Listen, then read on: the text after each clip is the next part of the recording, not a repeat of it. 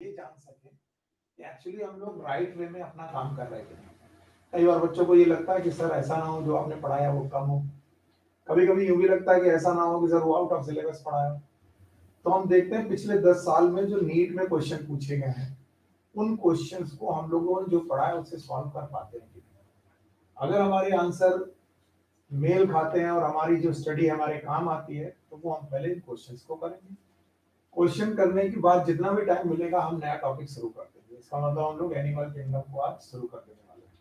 So here is a plant kingdom और उसके कुछ क्वेश्चंस। और प्लांट किंगडम और क्वेश्चंस के बाद हम लोग एनिमल किंगडम को पढ़ेंगे और उसके बारे में समझेंगे। ओके, तो चलिए सबसे पहला क्वेश्चन जो 2019 का है वो आप ध्यान से देखिए।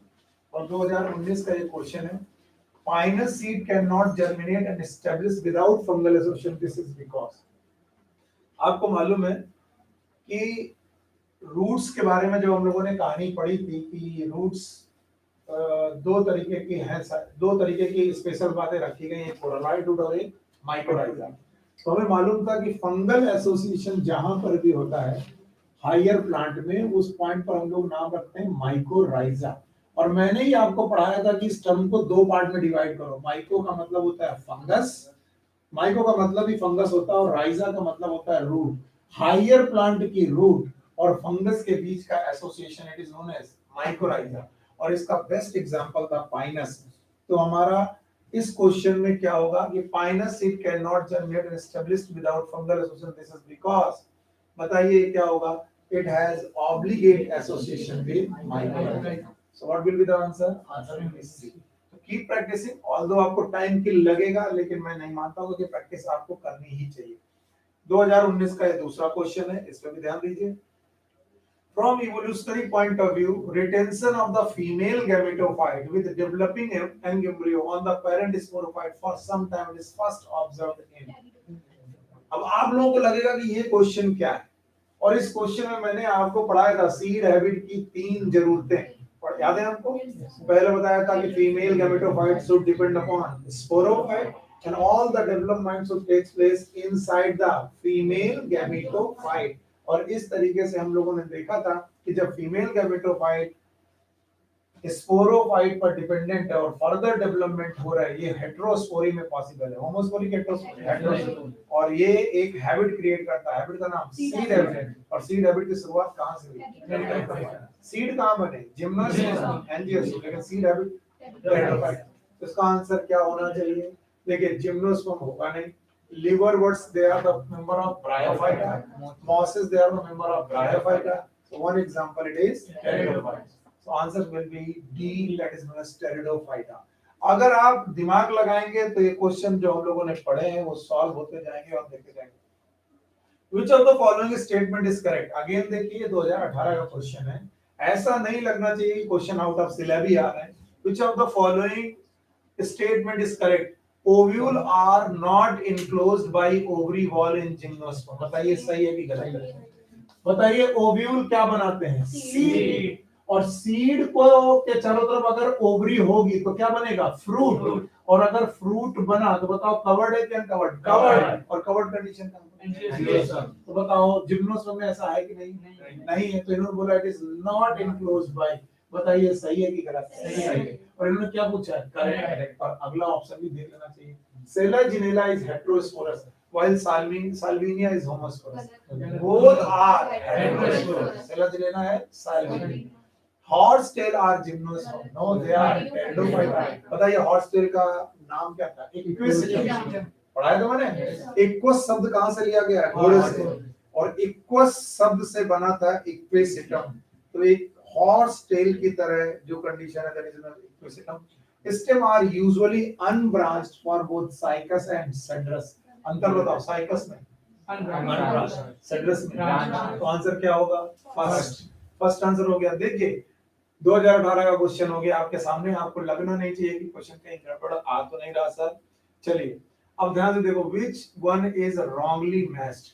रॉन्गली मैच क्या है? अब हमें कुछ आइडिया नहीं आ रहा भैया क्या होगा, तो जो जो हमको आता है, जब कभी भी ऑप्शन ऐसे आए जिनमें एक दो ऑप्शन आपको नहीं आते हैं तो आप कोशिश करिए ऐसे क्वेश्चंस को सॉल्व करने के लिए और इन क्वेश्चन को सॉल्व करने का तरीका है जो आता जाए उसे समझाते जाओ। यूनिसेलुलर ऑर्गेनिज्म क्या क्लोरेला है? यस। बताइए जेमा कब क्या मार्केंसिया में पाया जाता है? Yes. Biflagellate zoospore brown algae में है? यस। ये किसी बच्चे को डाउट हो सकता है, लेकिन मैंने ग्रीन एल्गी में बताए थे 2 से 8 एपिकल इक्वल, याद है? और प्यूर में कितने बताए थे? 2 लैटरल अनइक्वल। कौन सा? Brown algae. अब तो मालूम है ये सही है, ये सही है, ये सही, ऑप्शन एक ही बचा। अब वही wrongly मैच्ड होगा। यूनिफ्लैजलेट गैमीट्स पॉलीसाइफोनिया। कोई बताए what is Polysiphonia? Red algae. और मैंने रेड एल्गी में क्या लिखाया था? हाँ, मोटाइल स्टेट इज रेयर। बताओ रेड एल्गी के दो एग्जांपल थे, पी स्क्वायर जी स्क्वायर, पॉरफाइरा पॉलीसाइफोनिया, जेलिडियम ग्रेसिलेडियम। और मैंने ये बात लिखवाई थी जब मैंने चैप्टर पढ़ा रहा था, मैं तो बताता रेड एल्गी में जो मोटाइल स्टेज है वो थोड़ी रेयर है, मोटाइल स्टेज बहुत रेयर है, और इसीलिए इनकी उगैमी का नाम था ट्रू उगैमी और एडवांस उगैमी। देखिए आपके कॉन्सेप्ट अगर सही हो तो आप कैसे पकड़ते हैं क्वेश्चन को, और कॉन्सेप्ट ना हो तो कहीं ऐसा लिखा ही नहीं, बोलोगे एनसीईआरटी के बाहर कहा गया, सर बताओ कहां लिखा है पॉलीसाइफोनिया के बारे में कैसे। तो मैंने आपको बोला था कॉन्सेप्चुअली आपको मालूम होना चाहिए कि रेड एल्गी में मोटाइल स्टेज प्रेजेंट की एब्सेंट एब्सेंट। तो भाई 2018 का क्वेश्चन होगा, 2017 का क्वेश्चन है, इस क्वेश्चन को भी आप सॉल्व करिए। An example of colonial algae, it is Walvox। बताओ यूलोथ्रिक्स कैसा है? Filament. Spirogyra filament. It is unicellular। तो बचा कौन? Walvox। आंसर हो गया Walvox। अब देखिए कितना सिंपल सिंपल एनसीईआरटी से क्वेश्चन आ रहे हैं और हम दुनिया भर की जाने क्या-क्या चीजें पढ़ डालते हैं। Select the mismatch. अब फिर ऐसा क्वेश्चन आया, बताओ साल्विनिया हेटेरोस्पोरस है? यस। इक्विसेटम होमोस्पोरस है? हेटेरोस्पोरस हमें आईडिया नहीं है सर, पता नहीं क्या मालूम। पाइनस है, पाइनस डाइसियस है? नहीं। पाइनस कैसा है? मोनोइसियस। इसका मतलब है ये वाला बंदा कैसा है? मिसमैच। बोथ ऑप्शन में है नहीं, इसका मतलब साइकस डाइसियस होगा। यस। और इसका मतलब इक्विसेटम कैसा है? होमोस्पोरस। याद करो टेरिडोफाइटा में दो ही लोगों का नाम हेटेरोस्पोरस में था, एक कौन? सेलेनियम और एक साइक्लोपियम।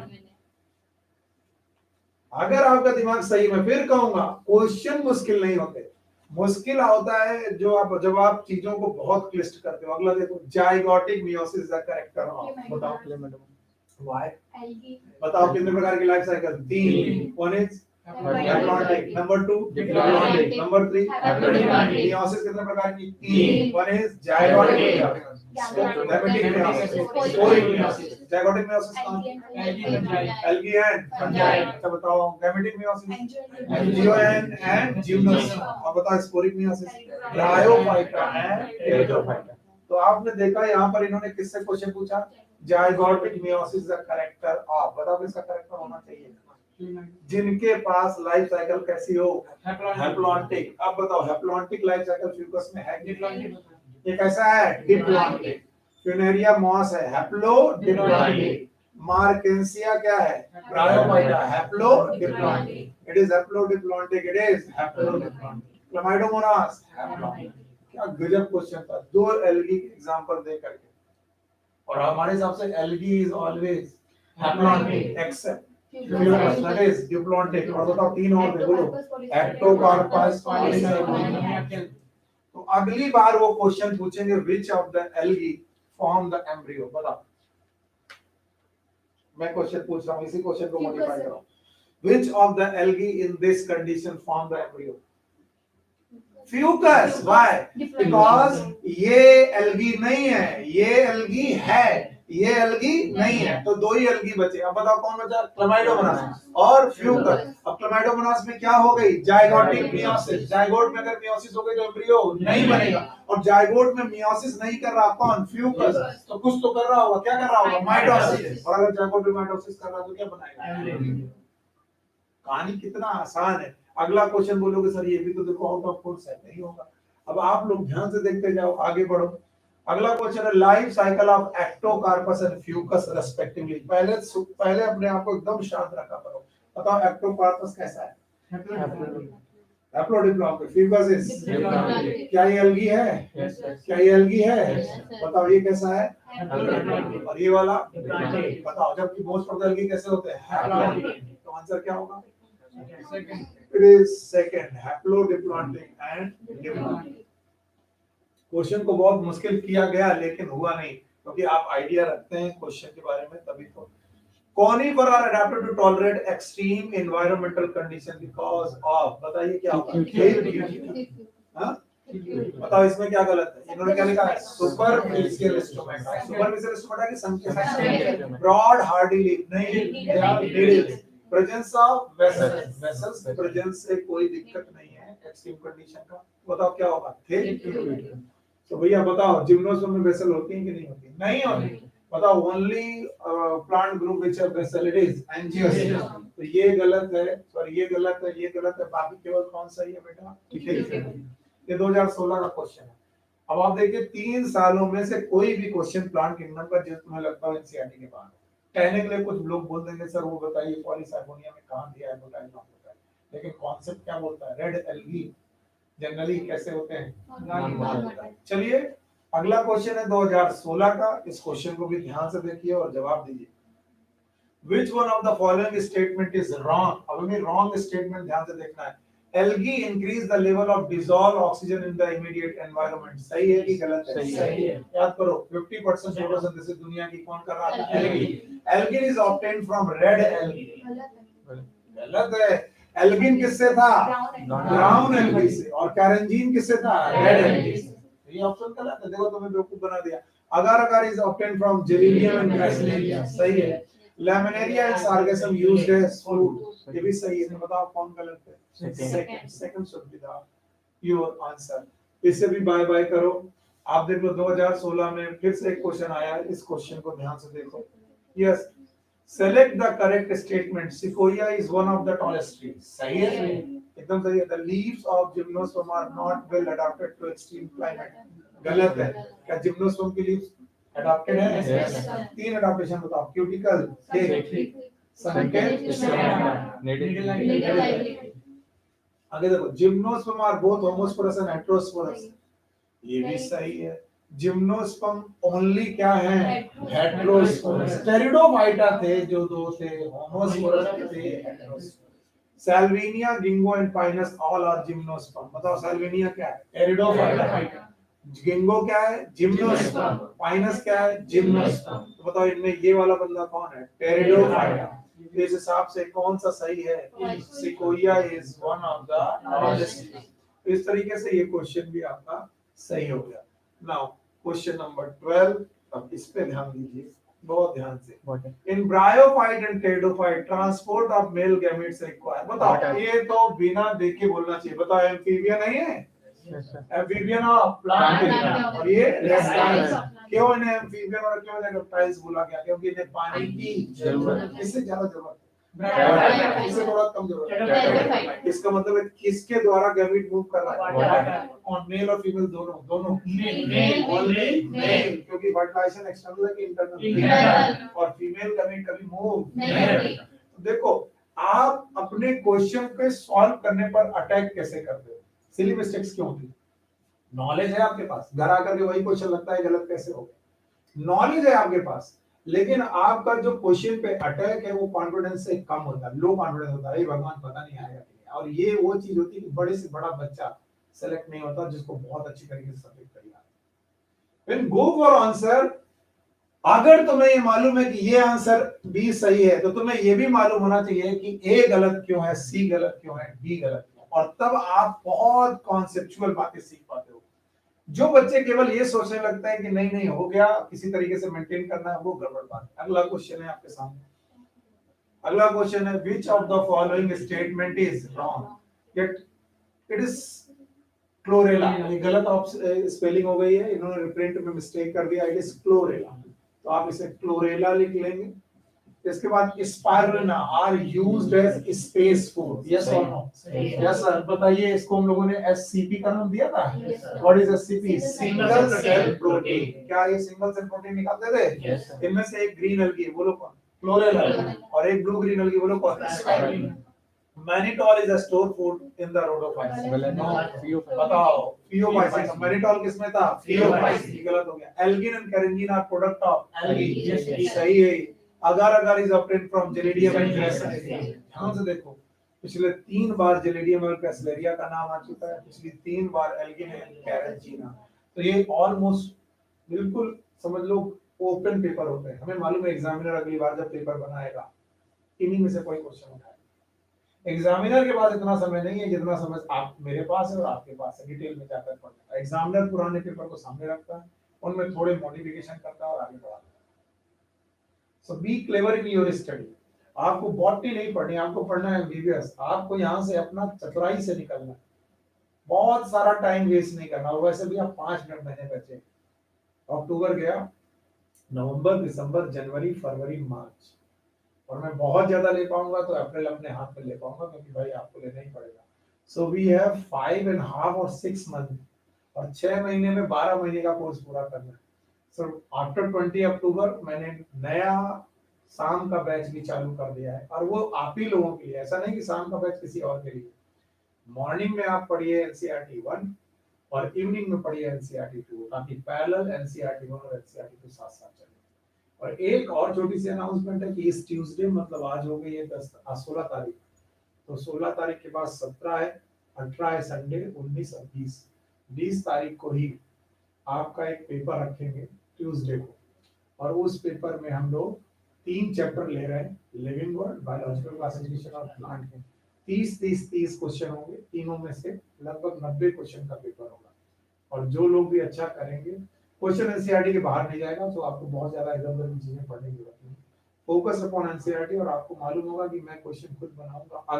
अगर मैंने बनाया तो एनसीईआरटी के बाहर जाएंगे। तो वेल प्रिपेयर रहिए अपने आप को, और ताकि आपको ट्यूसडे वाला पेपर सही ढंग से हो पाए। ओके, तो अब आपने देखा कि क्वेश्चंस ऑलमोस्ट वही हैं हर बार।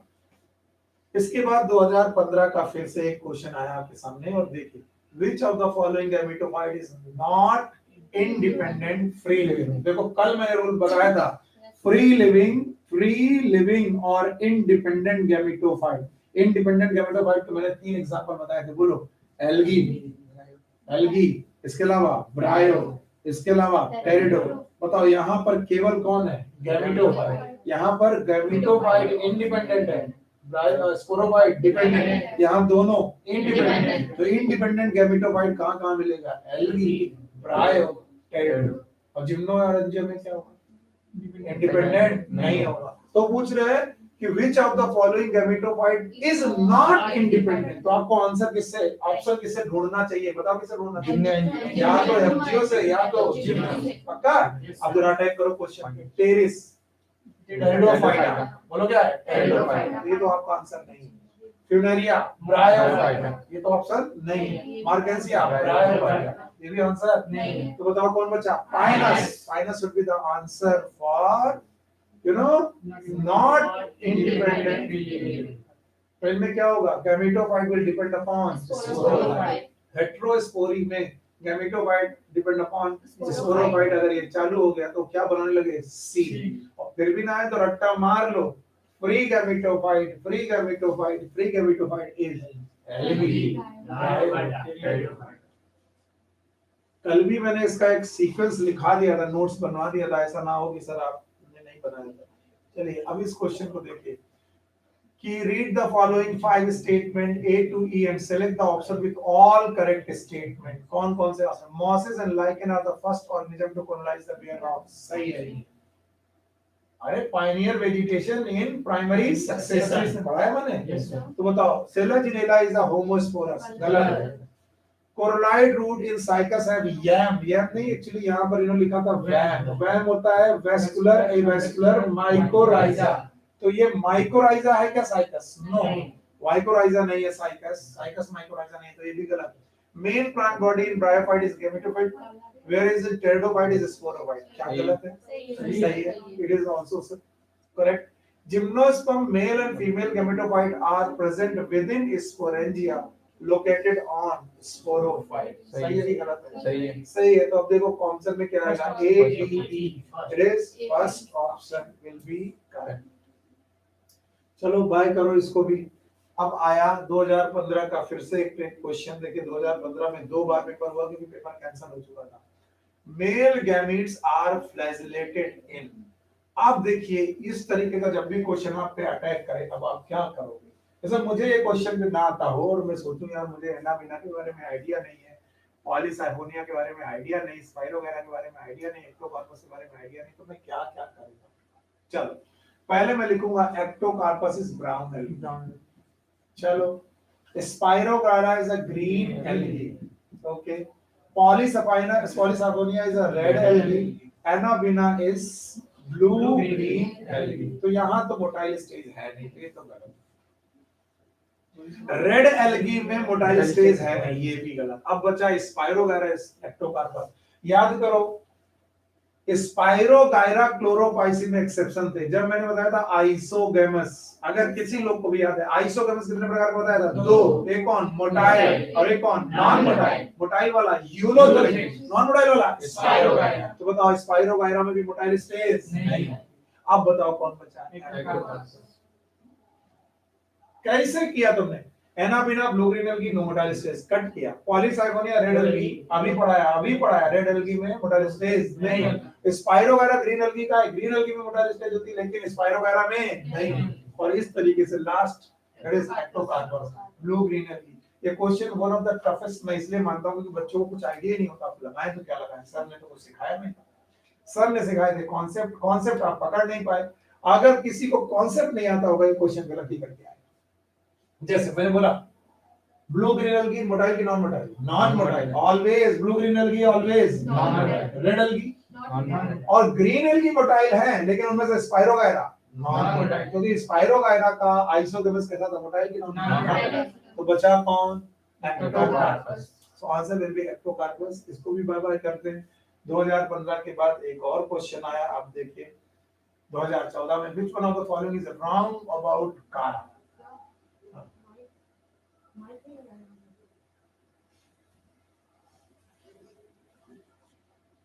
Thank you.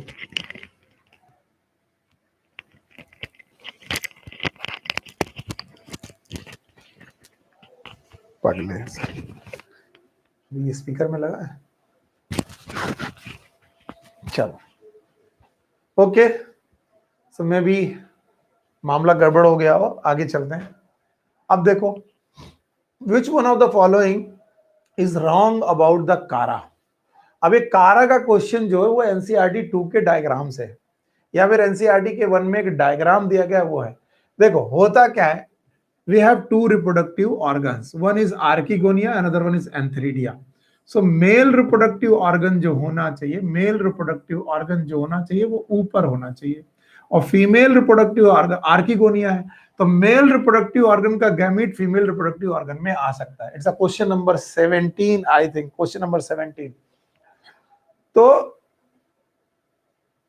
हाँ, तो होता क्या है कि मेल को होना चाहिए ऊपर, बिल्कुल सही है, और फीमेल को होना चाहिए नीचे। ये फीमेल रिप्रोडक्टिव ऑर्गन को नीचे होना चाहिए। Most of the plant kingdom member इसी को फॉलो करते हैं, ज्यादातर प्लांट किंगडम के लोग फॉलो करते हैं। कभी भूल जाना तो पूछना क्यों, क्या कॉन्सेप्ट है सर? अरे भाई फीमेल गैमेट के पास मोटिलिटी नहीं है, मान लो मेल गैमेट मूव कर रहा है तो मेल गैमेट ऊपर से नीचे आएगा, आराम से फीमेल गैमेट पे जा सकता है। मेल गैमेट नीचे हो, गैमेटोफाइट नीचे हो और ऊपर की तरफ गैमेट भेजे तो थोड़ा मुश्किल है। तो ज्यादातर प्लांट किंगडम में मेल ऊपर होता है, फीमेल रिप्रोडक्टिव ऑर्गन नीचे। मेल रिप्रोडक्टिव ऑर्गन का नाम क्या होता है बोलो, क्या नाम होता है? एंथरीडिया। फिर से बोलो, एंथरीडिया। और इसका नाम क्या होता है? आर्किगोनिया। अब कारा जो होता है, कारा भैया अकेले मेंबर हैं जो इसको उल्टा कर देते हैं। कारा जो है इसके उल्टा काम करते हैं। डायग्राम में बुक में बना है, आप लोग डायग्राम देखेंगे। उन्होंने क्या किया है, आर्किगोनिया ऊपर रखी है, सॉरी आर्किगोनिया ऊपर रखी है, आर्किगोनिया ऊपर रखी है और एंथरीडिया नीचे रखी है।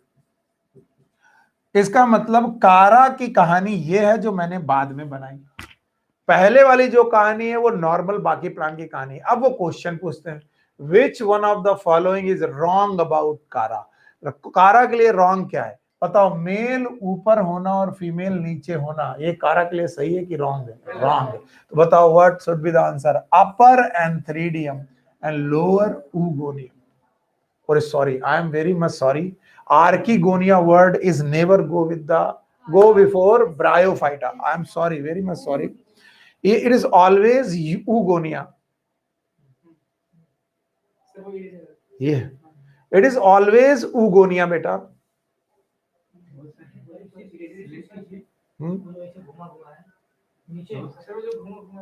ये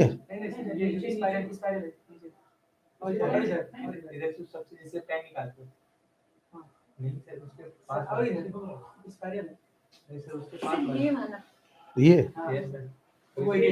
ओके, थैंक यू।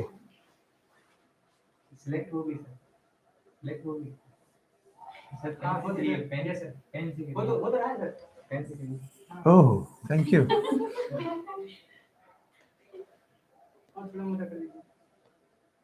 अब लिखेंगे कैसे? वाह भाई, हो गया। तो कारा, I am very much sorry, female reproductive organ is oogonia। मैं इसे मिटा दे रहा हूं, इट इज oogonia। और आर्किगोनिया जो शब्द है वो सबसे पहली बार कहां चालू हुआ? Bryophyta. I am very much sorry, ये पढ़ाते पढ़ाते कई बार गड़बड़ हो जाता है। oogonia word is in algae and archigonia word is in bryophyta and after that. So याद रखना, तो अपर एंथ्रीडियम और लोअर oogonia रखना ये नॉर्मल लोगों का काम है। कारा इसे बात नहीं मानता, कारा इसके अपोजिट काम करता है। कारा में ऊपर क्या होती है? oogonia और नीचे एंथ्रीडियम। तो भाई बाय बाय करते हैं इस क्वेश्चन को। 2014 के बाद क्वेश्चन आया, which of the following is responsible for peat formation? What is peat? You know that? It is known as sphagnum. आपको मालूम है एक ईंधन होता है हाई कैलोरीफिक वैल्यू को लो कैलोरीफिक, लो कैलोरीफिक। मैंने इसलिए बोला था इनकी इकोनॉमिकल इंपॉर्टेंस बहुत ज्यादा नहीं है। In male gametophyte with the least number, ये क्वेश्चन मैंने क्लास में डिस्कस किया। चलिए, male gametophyte with the least number of cell is present in, very beautiful question, बहुत सुंदर क्वेश्चन था। क्या आंसर लगना चाहिए? माइनस। पागल हो तुम, it is lilium, because lily is the angiosperm, Liliaceae. और मैंने आपको क्या सिखाया था? जैसे जैसे आप एल्गी से कहां जाएंगे? एंजियोस्पर्म। बेवकूफों, मैंने बोला था जैसे जैसे एल्गी से एंजियोस्पर्म की तरफ जाओगे कौन रिड्यूस होता जाएगा? गैमेटोफाइट। और कौन मजबूत होता जाएगा? स्पोरोफाइट। यानी एल्गी से एंजियोस्पर्म जाने पर, एल्गी से एंजियोस्पर्म जाने पर गैमेटोफाइट रिड्यूस्ड होता जाएगा और गैमेटोफाइट रिड्यूस होकर के बहुत कम बचेगा एंजियोस्पर्म में। तो हमें ऑप्शन किससे चूज करना चाहिए था? एंजियोस्पर्म से। बताइए, इट इज टेरिस। बताओ ये क्या है? Pteridophyta. Funaria is Bryophyta, Pinus is gymnosperm and Lilium is angiosperm. Family का नाम लिलियेसी। किसमें पढ़ा है लिलियेसी? जिम्नोस्पर्म की एंजियोस्पर्म? तो एंजियोस्पर्म का मेंबर जो होगा वो सबसे लीस्ट नंबर ऑफ सेल लगेगा। Male gametophyte with the least number of cell is present in Liliaceae. और मैं एक्स्ट्रा क्वेश्चन पूछ रहा हूं, हाउ मेनी सेल्स? आइदर 2 और 3। किसमें? Male gametophyte. और मेल गैमेटोफाइट का नाम क्या था? Pollen grain. बोलो क्या नाम? और पॉलन ग्रेन में बड़ी वाली सेल वेजिटेटिव, छोटी वाली जनरेटिव। और छोटी वाली अगर डिवाइड हो गई तो कितने? 2 मेल गैमेट। तो या तो 2 सेल या तो 3 सेल। पाइनस कहने वाले बेवकूफ है। लिलियम तो पिछली बार तुमने तो मुझसे ही पढ़ा था, और लिलियेसी में लिलियम पढ़ा नहीं था, लिली फ्लावर पढ़ा नहीं था। What is your name? Hiten Sharma. घर में क्या बोलता है? शिवम। शिवम, अच्छा, चलो कोई बात नहीं। हमारे घर में कई लोग ऐसे हुआ करते थे जिनको शॉर्ट फॉर्म में बोल देते थे। होता क्या, किसी ने नाम रखा संदीप, घर में बोलते हैं सैंडी। बोले वे संदीप तो नाम सुना था लेकिन सर सैंडी नहीं सुना था। वही हालत है तुम्हारी कि सर लिली तो सुना था, लिलियम नहीं सुना था। ओके, इट्स ओके बच्चे, Lilium it is Liliaceae. Okay, now the next question, male gametophyte the least number of cell present in. Again वही क्वेश्चन है जो बार बार हम लोग देख रहे हैं, 2 बार शायद प्रिंट हो गया, हटा दो इसको, या फिर वही था। My goodness. ओके, 20। अगला question, select the wrong statement. In oomycetes, female gamete is smaller and motile, while male gamete is larger and non-motile. Oomycetes का मतलब it is female gamete is smaller and male gamete. कभी भी female gamete smaller नहीं हो सकती, male gamete ही हमेशा क्या होगा, smaller. तो ये रॉन्ग स्टेटमेंट हो गया, पहला ही ऑप्शन होगा जो रॉन्ग स्टेटमेंट है. Chlamydomonas exhibits both isogamy and isogamy. Fucus so oogamete सही है. Isogamete are similar in structure, function and behavior. Anisogamete differ either in structure and function. मैंने बोला था बुरा कितना भी लगे हम लोग मेल हैं, लेकिन पूरा नेचर में कौन बड़ा है, फीमेल. अब हम लोग पढ़ते हैं ह्यूमन बीइंग है, हम ही लोगों ने अपनी स्टडीज बनाई है, तो हमें बुरा लगता है कि नहीं फीमेल ऐसा बड़ी नहीं हो सकती. नहीं, हमेशा मदर नेचर ने मदर क्वालिटी किसे दी है, फीमेल को. And female is always larger in every structure.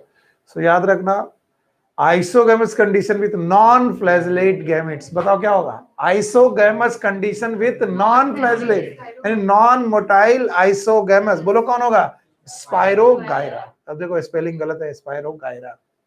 तो याद रखना ये क्वेश्चन अभी अभी तुमसे डिस्कस किया था मैंने. बताओ यहीं पर होता आइसोगैमस विथ फ्लैजलेटेड गैमीट्स. बताओ क्या होता, Chlamydomonas, because Volvox is oogamous, Fucus is oogamous. It is isogamous motile, it is isogamous non-motile. So bye bye. इस क्वेश्चन को भी हम लोग बाहर करते हैं. मोनोइसिस प्लांट ऑफ कारा. सो अगेन कारा का क्वेश्चन, बिना देखे बताओ, बिना देखे क्वेश्चन को बताओ क्या होना चाहिए. कारा में क्या होना चाहिए, ऊपर ऊगोनियम, नीचे एंथ्रेडियम होना चाहिए. हाँ, तो अब देखो ये आंसर कहाँ लिखा है, upper ugonium and lower antheridium on same plane. बताओ ये क्वेश्चन कितनी बार पूछा गया, 2 बार. तो अब आप देखना एक ही तरीके के क्वेश्चन को बार बार पलट पलट के पूछते हैं. Now read the following statement and answer the question which follows them. Liverworts, mosses and ferns, ये फर्न्स हैं. Gametophyte are free living. बताओ इसको बिना देखे, इस सेंटेंस को पढ़े बिना देखे फ्री गैमेटोफाइट कितनी जगह पढ़ाए थे, 3. Number 1 algae, bryophyta, liverwort is pteridophyta, no bryophyta, कुछ भी बुलवा लो बेवकूफों से. Moss is bryophyta, fern is pteridophyta. बताओ ये गैमेट टेरिडोफाइटा में, ब्रायोफाइटा में फ्री लिविंग गैमेटोफाइट है. यस सही है. Gymnosperm and some fern are heterosporous. सही है. बताओ जिम्नोस्पर्म हेटेरोस्पोरस है. यस. और फर्न का मतलब है टेरिडोफाइटा. टेरिडोफाइटा में कौन, सेलेजिनिला एंड साल्विनियम. आगे चलो. Sexual reproduction in Fucus, Volvox and Albugo is oogamous. Fucus और वॉलवॉक्स में है, एल्बिगो का आइडिया नहीं, पता नहीं ये क्वेश्चन कहां जाएगा, आई डोंट नो. आगे चलते हैं. The sporophyte liverwort is more elaborate than mosses. ये तो बात गलत है. बताओ बेटर किसका था, मॉसेस. लिवरवर्ट और मॉसेस में बढ़िया स्पोरोफाइट किसका था, फुट सीटा कैप्सूल बढ़िया किसके थे, मॉसेस. तो ये तो गलत हो गया. Both Pinus and Marchantia are dioecious. गलत. बताओ मार्केंसिया इज डाइसियस. ओके सही है. Pinus is monoecious. तो बताओ ये वाला गलत है, ये वाला गलत, ये वाला गलत. इसका आइडिया नहीं लग पा रहा सर. अब हम लोग ऑप्शन देखते हैं. How many of the above statement are correct. बताओ पहला स्टेटमेंट सही है. बताओ दूसरा स्टेटमेंट सही है. आई थिंक इस क्वेश्चन का आंसर मैं देख लेता हूं. 23 क्वेश्चन का आंसर दिया गया है ए का मतलब 3 का मतलब है this is incorrect, this is incorrect. इसका मतलब एल्बुगो भी क्या कर सकता है, oogamous, and that's why these 3 statement are right one. Okay, you got my point. Good. आगे बढ़ो, आगे चलो. Syngamy can occur outside the body of the organism in. बताओ फर्टिलाइजेशन एक्सटर्नल कहां पर होता है, पता ही नहीं. बेवकूफों, सिंगैमी का मतलब फर्टिलाइजेशन, आउटसाइड द बॉडी मतलब बाहर फर्टिलाइजेशन. फर्टिलाइजेशन बाहर का मतलब इंटरनल के एक्सटर्नल. बताओ algae external, fungi may be internal may be external, most of the time internal. अच्छा bryophyta internal, pteridophyta internal, gymnosperm. तो बताओ हमें आंसर कहां से चूज करना है, algae. So algae is external, ये इंटरनल, ये इंटरनल. ये फर्म्स बार बार लिख रहे हैं, फंड्स है, और मॉसेस इंटरनल. तो ये ऑप्शन हो गया एल्गी. बाय बाय करते हैं हम लोग. अच्छा बताओ एल्गी में भी कौन सा एल्गी ऐसा है, no which form the internal fertilization, oogamous variety, कौन सी वैरायटी, oogamous Phaeophyceca। इसके अलावा स्पाइरोगाइरा, इसका मतलब हमारे गुरुदेव से पढ़ के कुछ लोग आ रहे हैं, स्पाइरोगाइरा भी इंटरनल, हाँ वो मैंने पढ़ा था, इंटरनल फर्टिलाइजेशन किया था। और इसके अलावा मैंने बोला था oogamous वैरायटी में भी फर्टिलाइजेशन किसके अंदर होता है, oogoनियम के अंदर। चलो भाई अगला क्वेश्चन, इसको भी ध्यान से देखो। What is common in all the three, Funaria, Drypteris, Ginkgo? पहले इनको समझने की कोशिश करो। Funaria is Bryophyta, Drypteris is Pteridophyta, तो आगे लिखते जाओ, Bryophyta, Pteridophyta, Ginkgo is Gymnosperm। इन तीनों में क्या कॉमन है, यानी तीनों में, यानी जो Bryophyta, Pteridophyta, Gymnosperm तीनों में लगता हो, प्रेजेंस ऑफ आर्किगोनिया। सही है, ब्रायोफाइटा के बाद आर्किगोनिया शुरू हो गई थी, उसके पहले आर्किगोनिया नहीं। वेल डेवलप्ड मस्कुलर टिश्यू नहीं, यहाँ मस्कुलर टिश्यू नहीं है, यहाँ पर है, यहाँ पर है, इसका मतलब इंडिपेंडेंट गैमेटोफाइट। याद रखना, यहाँ इंडिपेंडेंट है, यहाँ है, और यहाँ नहीं है। इसके बाद इंडिपेंडेंट स्पोरोफाइट, ब्रायोफाइटा में इंडिपेंडेंट स्पोरोफाइट, इसका मतलब पहला ऑप्शन कौन सा है, आर्किगोनिया। एंड दैट्स व्हाई मैंने इतनी बार सॉरी बोला था कि आर्किगोनिया शब्द ही कहां से चालू हुआ है, ब्रायोफाइटा। और ब्रायोफाइटा के बाद सबके पास क्या होगा, आर्की, उसके पहले oogonia। बहुत इंपॉर्टेंट क्वेश्चन है, कभी ना कभी घुमा फिरा कर ये तुमसे पूछा ही जाएगा। अगला क्वेश्चन 26 है, इस पे भी ध्यान दो, और जो भी आपको समझ में आ रहा हो बताओ। विच one of the following is wrongly matched. देखो भैया, स्पाइरोगायरा मोटाइल गैमीट दोबारा आ गया, बताओ स्पाइरोगायरा मोटाइल की नॉन मोटाइल, नॉन मोटाइल। तीन जगह मैंने बताया, रट्टा मालो, Rhodophyceae non motile, blue green algae, green algae motile, but spirogyra non motile. तो इसका मतलब है बाकी सब सही होंगे, सारगेसम, क्लोरोफिल, नॉस्टॉक, वाटर ब्लूम क्योंकि ये ब्लू ग्रीन एल्गी है, और बैसिडियोमाइस्टिस, पफ बॉल। तो सही है, ये भी सही है, आगे बढ़ जाओ। The plant body is thalloid. देखिए प्रिंटिंग मिस्टेक बहुत हो सकती हैं, क्योंकि ये क्वेश्चन जहां से प्रिंट होते हैं वो लोग बायोलॉजी नहीं जानते, वो थोड़ी बहुत टाइपिंग जानते हैं, इस वजह से गड़बड़ हो जाता है। बताओ, the plant body is thalloid, thallus like, thallus like मतलब there is no root, no stem, no leaf. बताओ, फ्यूनेरिया इज, फ्यूनेरिया में have root like, stem like, leaf like. Marchantia liverworts है, ये थैलस बॉडी रखता था, याद है। इसके बाद Salvinia is pteridophyta, root stem leaf. Sphagnum is moss, root like, stem like, leaf. तो प्योर थैलस लाइक बॉडी किसकी है, मार्केंस। एक और एग्जांपल बताओ, रेक्सिया। यस, इसको भी बाय बाय करते हैं हम लोग। अब आया, which one of the following is common to multi cellular fungi. चलो भाई इस क्वेश्चन को समझते हैं। Multi cellular fungi, filamentous algae and protonema of mosses. तीन चीजें बता रहे हैं, मल्टी सेलुलर फंजाई वही काम करना चाहिए, फिलामेंटस एल्गी वही काम करना चाहिए, प्रोटोनिमा भी वही काम करना चाहिए। मल्टीप्लीकेशन बाय फ्रेगमेंटेशन, क्या फंजाई फ्रेगमेंटेशन करते हैं, क्या एल्गी फ्रेगमेंटेशन करते हैं, क्या प्रोटोनिमा फ्रेगमेंटेशन करते हैं। जरा किसी को याद है प्रोटोनिमा में स्पोर जब जर्मिनेट होता है तो प्राइमरी बनता है कि सेकेंडरी, प्राइमरी, फिर फ्रेगमेंटेशन होकर सेकेंडरी, फिर लेटरल बड से इरेक्ट, याद है। तो इस तरीके से आगे चलो, पहली क्लास में पढ़े हो, समझ में आ रहा है, ओके। बड़ा मुश्किल हो जाता है जब अचानक लोग बैठते हैं फिर कहते हैं पता नहीं क्या बकबक किए जा रहे हैं सर। अब चूंकि हम लोग प्रोसेस में क्वेश्चन करना बहुत जरूरी है, वो लाइव क्लास चल रही है, तो वो तो फिर मंडे से ही ज्वाइन करना चाहिए यहाँ पर। आगे चलो, which one of the following is correct statement. Pteridophyta gametophyte has protonemal and leafy stage. सही की गलत, गलत, क्योंकि बेटा प्रोटोनीमा और लीफी स्टेज किसमें थी, ब्रायोफाइट। ये तो गलत हो गई। इन gymnosperm female gametophyte is free living, free living कितनी जगह, तीन, एल्गी, ब्रायो, टेरिडो, गलत।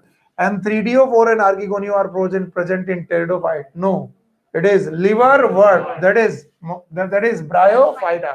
आगे चलो, origin of seed habit can be traced in pteridophyte. सही है कि गलत, बताओ। Homosporous, heterosporous. कितने बढ़िया बच्चे हो, अभी तो ऐसा लग रहा है जैसे सब आता है आपको, फिर वही पेपर जब आता है तो इन्हीं क्वेश्चन को, यही है ऑल इंडिया के क्वेश्चन।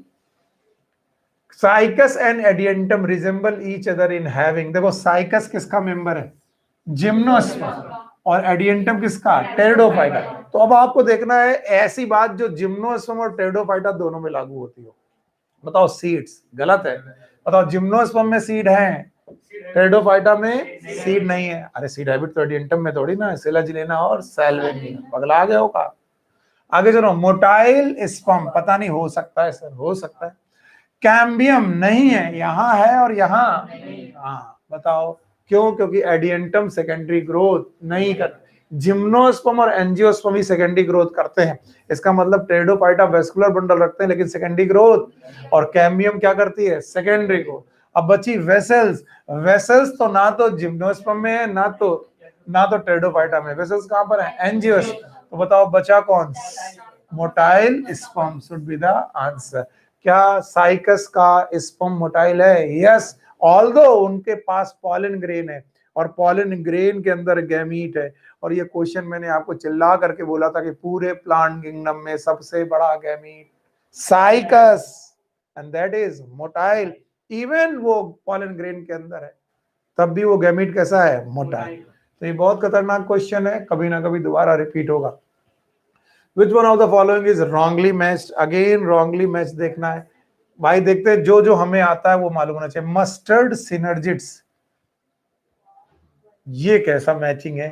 मस्टर्ड इज जिम्नोस्पर्म की एंजियोस्पर्म, एंजियोस्पर्म, और एंजियोस्पर्म में एक अपरेटस में सिनर्जिट्स, सही है। Viroids RNA, high molecular weight की लो मॉलिक्यूलर, लो मॉलिक्यूलर, टियोडाइनर याद है। सैल्विनिया प्रोथैलस, नो, हेट्रोस्पोरी में प्रोथैलस नहीं था, होमोस्पोरी में क्या था, प्रोथैलस। तो ये तो गलत है। अब बची आर्कीगोनिया किसमें, गिंगो में। मैंने बोला था ब्रायोफाइटा के बाद सब लोग आर्कीगोनिया रखते हैं, सही की गलत, सही। तो बताओ गलत कौन हो गया, साल्विनिया प्रोथैलस। इस क्वेश्चन में क्या गलती है फिर से बताओ। टेरिडोफाइटा कितने प्रकार के, दो, वन इज होमोस्पोरस, दूसरा हेट्रो।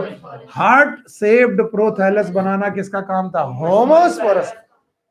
इसीलिए मैंने लाइफ साइकिल दो बार पढ़ाई थी, एक बार होमोस्पोरस, दूसरी हेट्रोस्पोरस। और बताओ हेट्रोस्पोरस में प्रोथैलस नहीं बन। तो इस तरीके से प्रोथैलस साल्विनिया का काम नहीं है। बाय बाय कर लो इनको भी। चलो भाई ये क्वेश्चन भी गया। Now again one question more. Read the following 5 statement and answer and ask to them. In equisetum, the female gametophyte is retained on the parent sporophyte. नहीं, किसमें था, सेलाजिलेना एंड सैल्विनिया। क्यों? क्योंकि वो हेट्रोस्पोरस थे। और इक्विसेटम के बारे में क्या बोला था, होमोस्पोरस। अभी क्वेश्चन पूछा जा चुका पीछे, इक्विसेटम क्या था, होमोस्पोरस। ये तो गलत हो गया भाई। गिंगो, male gametophyte is not independent, में भी सही है, में भी सही है। क्यों? क्योंकि गिंगो क्या है, पाइनस है, और पाइनस में क्या मेल गैमेटोफाइट शुरुआत में डिपेंडेंट होते हैं। यस। आगे चलो, sporophyte in Riccia is more developed than Polytrichum. गलत है, क्योंकि Riccia is liverworts and Polytrichum is moss. तो बताओ किसका ज्यादा डेवलप, मॉस का। किसका कम, लिवरवर्ट्स का। और इन्होंने बोला क्या, sporophyte in Riccia is more developed. बताओ सही की गलत, गलत। Sexual reproduction in Volvox is oogamous, isogamous. यहां पर क्या लिखा, आइसोगेमस, वैसे क्या होता है, oogamous। चलो कट करो। The spore of slime mould lack cell wall. गलत। बताओ स्पोर्स में क्या सेल वॉल होती है, यस। और कैसी, cellulosic. How many of the above statement are correct, how many, 1, that is D option. इसके अलावा कोई ऑप्शन नहीं। आगे कट करो, आगे बढ़ो। How many organism in the list given below are autotroph. देखते हैं कितने लोग इस क्वेश्चन को सॉल्व कर पाएंगे। Lactobacillus, autotroph, it is heterotroph. Nostoc, Chara, Nitrosomonas, chemo, autotroph. Okay, Nitrobacter, autotroph. Streptomyces, heterotroph. Saccharomyces, heteromorph, it is yeast. Trypanosoma, heterotroph. Porphyra, autotroph. Wolffia, autotroph. किनो 1 2 3 4 5 6। फिर से एक बार, लैक्टोबैसिलस, दूध से दही बनाने वाला बैक्टीरिया। कुछ लोगों को ये ऑटोट्रॉफ लगता है, वो बेवकूफ है। नॉस्टॉकिस, साइनोबैक्टीरिया, ये ऑटोट्रॉफ है। Chara is green algae, autotroph है। नाइट्रोसोमोनास, नाइट्रोकोकस और नाइट्रोबैक्टर नाइट्रीफाइंग बैक्टीरिया है, कीमो ऑटोट्रॉप। नाइट्रोबैक्टर भी chemo autotroph. Streptomyces is a heterotrophic bacteria for antibiotic. Saccharomyces is yeast. बताओ ऑटोट्रॉप की heterotroph? Heterotroph, because it is a fungus. Trypanosoma is a protozoa animal, याद है? And now the Porphyra is autotroph and Wolffia is the smallest angiosperm, it is autotroph। Actually Wolffia के बारे में थोड़ा doubt है क्योंकि कुछ बुक्स इसे पैरासिटिक लिखती हैं। सो इस क्वेश्चन को, वैसे तो कुछ बुक्स इसे पैरासिटिक एंजियोस्पर्म लिखती हैं, लेकिन अपनी बुक ने इसको ऑटोट्रॉपिक मांगा है, तो that's why 33 question number 33 C, that is 6। Okay, अगला क्वेश्चन देखने के पहले हम इन सारे ऑप्शंस को सही मानते हैं। चलिए, so next question, the gametophyte is not independent free living generation. वही क्वेश्चन कितनी बार पूछा है, बताओ। इंडिपेंडेंट कहां कहां? एल्गी, ब्रायो, टेडो। और यहां पर क्या पूछा है? Not independent. कहां से ढूंढना पड़ेगा? जिम्नो एंड जी।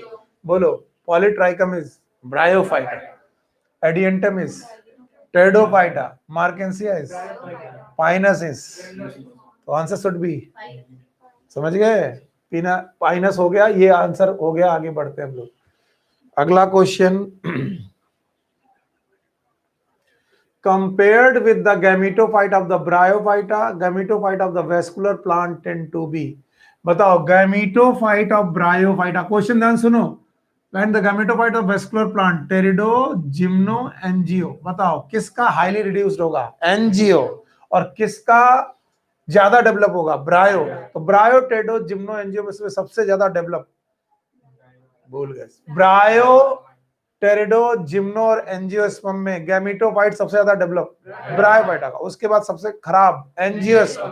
तो जैसे जैसे एंजियोस्पर्म की तरफ चलोगे, बताओ खराब होता जाएगा? यस। तो बताओ, compare with the gametophyte of the bryophyte, the gametophyte of the vascular plant, vascular plant के गैमेटोफाइट क्या होते जाते हैं? Smaller and have to smaller sex organ. बताओ कौन सा ऑप्शन? डी। एंजियोस्पर्म में जनरेटिव सेल क्या एक्चुअली एंथ्रीडिया है कि बेटा रेमिनेंट है? रेमिनेंट। इसका मतलब सेक्स ऑर्गन बहुत लार्ज होगा कि बहुत स्मॉल? बहुत स्मॉल। इतना स्मॉल कि कितनी सेल के बच्चे? Single cell.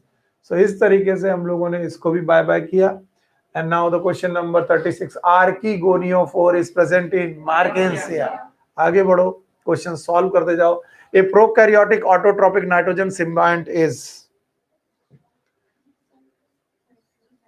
पता नहीं sir. A prokaryotic autotrophic nitrogen symbiont found in, बताओ। एल्नस, फ्रैंकिया, वेरी गुड, बहुत सही शब्द दिया। Frankia is a bacteria, it is prokaryotic but not the autotrophic, तो ये आंसर नहीं होगा। साइसर, इसका मतलब चना। चने में कौन होता है? राइजोबियम। बोलो कौन होता है? राइजोबियम। और Rhizobium is prokaryotic but not the autotrophic, तो ये भी गलत। Pisum is again, it is pea family, Fabaceae. इसमें भी कौन? राइजोबियम। और Rhizobium is prokaryotic but not autotrophic.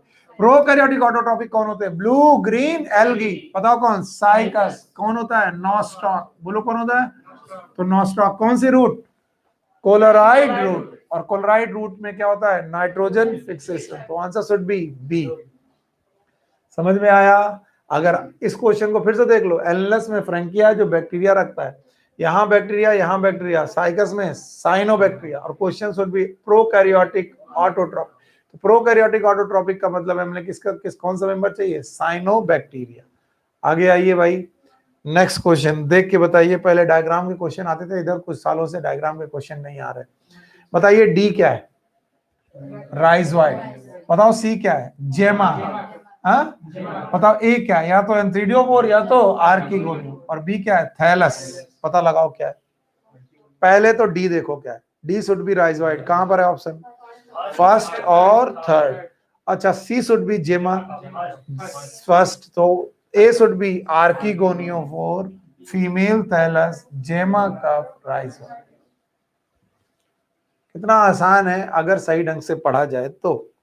आगे चलो, Selagina and Salvinia are considered to represent significant step toward evolution of the seed habit because, बिना देखे बताओ, seed habit की 3 requirement, heterospory, female gametophyte should depend upon स्पोरोफोर, और यहीं पर lag करते हैं वो लोग जो लोग नहीं ध्यान से पढ़ते, फिर कहते हैं सर पढ़ लिया था आता नहीं। आप इसको अपने दिमाग में लाइए, पहला बोलो हेटेरोस्पोरी, दूसरा female gametophyte should depend upon स्पोरोफोर and all the development should take place inside the gametophyte, किसकी, फीमेल गैमेटोफाइट। अब ऑप्शन ढूंढो, female gametophyte is free living, गलत है।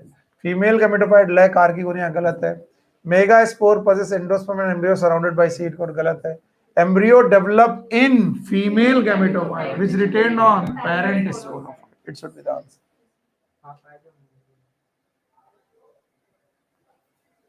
no, इतना अगर इंपॉर्टेंट है तो आप यहां से उठिए।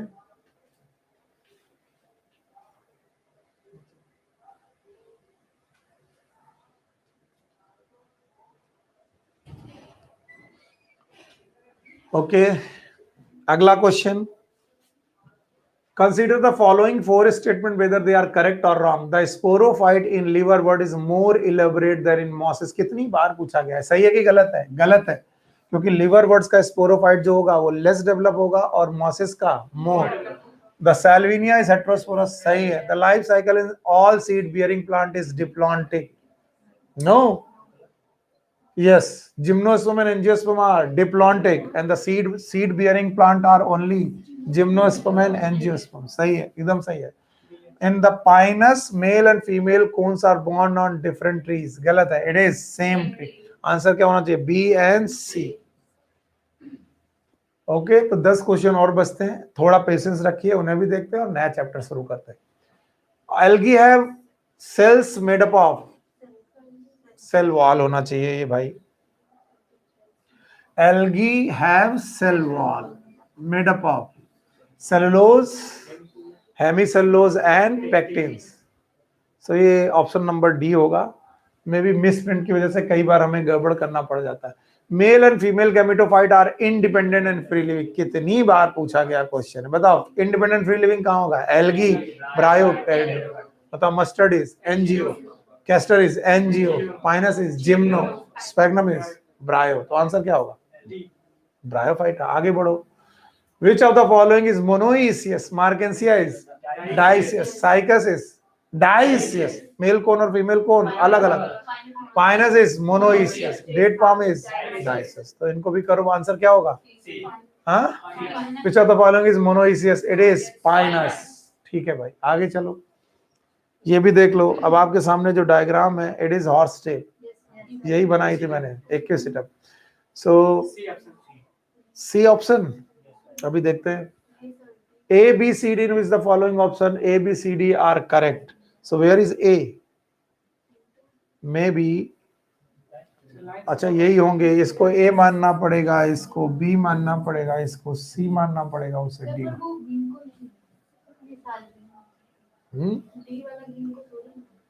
तो अब तो देखना पड़ेगा ना, तो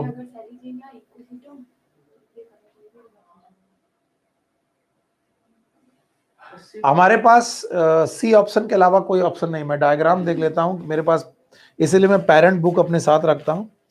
है, yes, diagram is not correct, diagram is not correct बेटा, डायग्राम करेक्ट नहीं है, गलत जगह से डायग्राम उठा लिया इन्होंने। पहला और दूसरा तो सही है, तीसरा और चौथा ये ऑप्शन गलत कर दिए।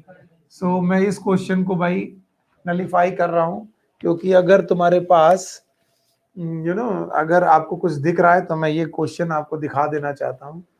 This is how the question is, sorry, आपको वहां पर भी विजिबल नहीं होगा।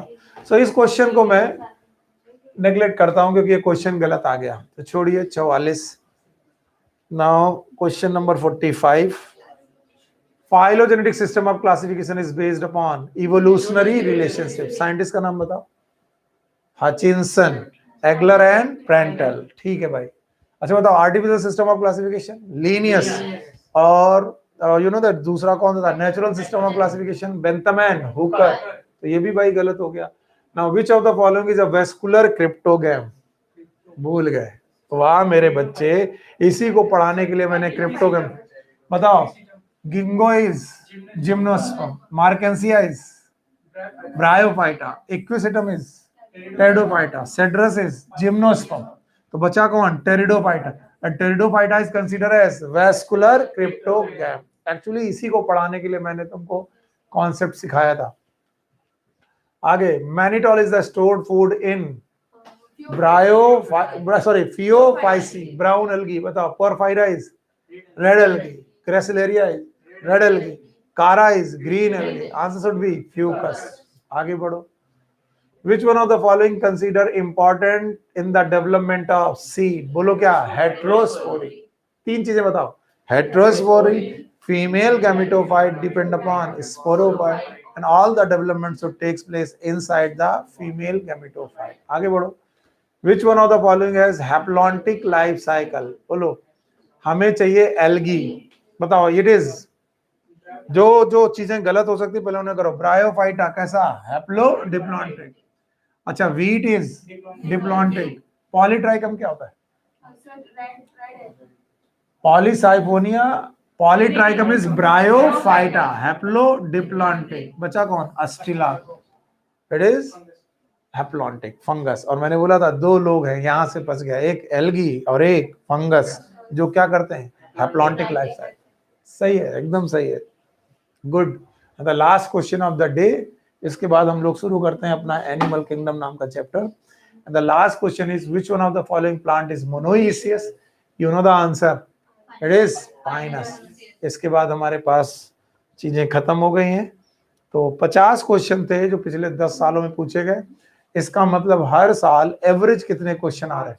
5। तो 3 से 5 क्वेश्चन है जो प्लांट किंगडम से आ रहे हैं, और इस तरीके से हम लोग आगे बढ़ते हैं। 3 क्वेश्चन से लेकर 5 question. So thank you very much. अब कुछ लोग सोच रहे थे कि आज केवल क्वेश्चन कराएंगे सर, पर तुम जानते हो टाइम हम लोग वेस्ट कर नहीं सकते। क्यों वेस्ट नहीं कर सकते? क्योंकि टाइम हमारे पास अभी है भी नहीं। सो इस टॉपिक को मैं इन्हीं क्वेश्चन के बाद शुरू करता हूं। And the topic is plant kingdom, sorry it is animal kingdom.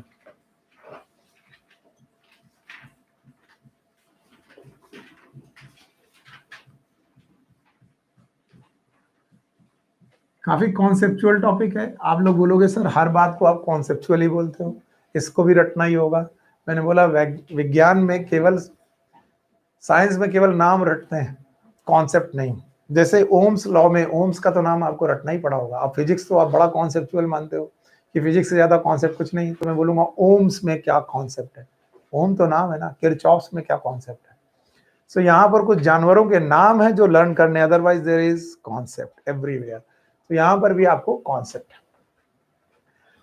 Animal kingdom total पढ़ाने के पहले मैं आपका ध्यान खींचना चाहूंगा अगेन, वंस अगेन, क्योंकि मैं हर बार विटेकर का 5 किंगडम जरूर आपके सामने रखता हूं। So here is a Whittaker's 5 kingdom classification. और मेरे बच्चे, अगर तुम ये चीजें अपने मन में रखते हो, धीरे धीरे बेसिक बातें रखते हो, तो कभी हारने वाले नहीं। पहला कौन हो गया भाई? Monera, thank you very much. दूसरा कौन हो गया? प्रोटिस्टा। तीसरा हो गया फंजाई। चौथा हो गया प्लांट, और 5वां हो गया एनिमल।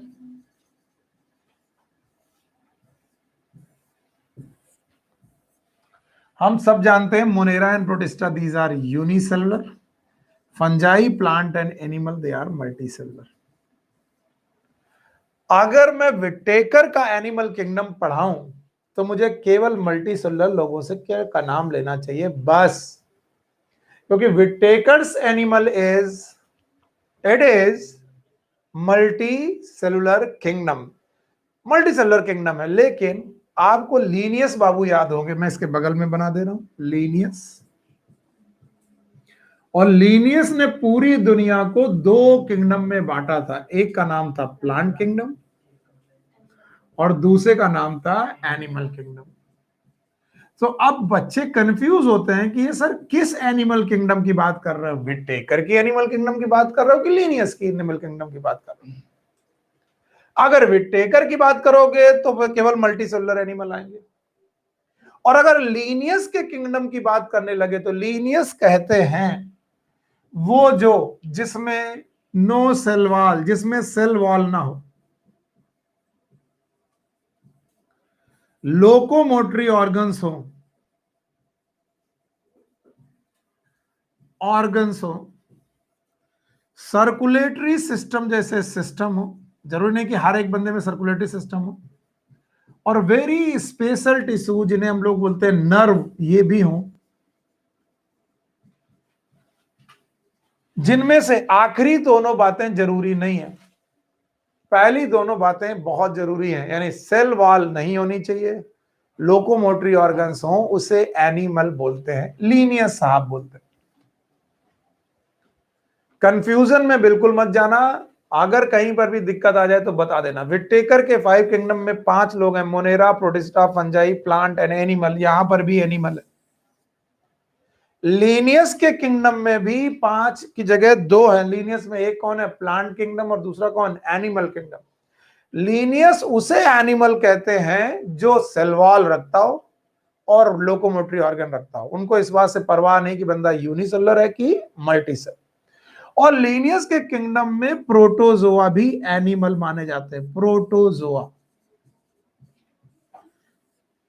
लीनियस के एनिमल किंगडम में प्रोटोजोआ भी एनिमल माने जाते हैं। इसके बाद मैंने पढ़ाए थे आपको, आप ये फाइलम पढ़ दीजिए तो मुझे अच्छा लगेगा, पोरीफेरा से कॉर्डेटा। बिना पढ़ाए मैं आगे बढ़ूंगा नहीं। अगर आपको कोई दिक्कत है, बायोलॉजिकल क्लासिफिकेशन का पहला लेक्चर देख ले आप। चलो फिर से बोलो, protozoa, Porifera, Coelenterata, Ctenophora, Platyhelminthes, Aschelminthes, Annelida, arthropoda, Mollusca, Echinodermata, Hemichordata, Chordata, ये सब कौन है? एनिमल। किसके according? Linnaeus.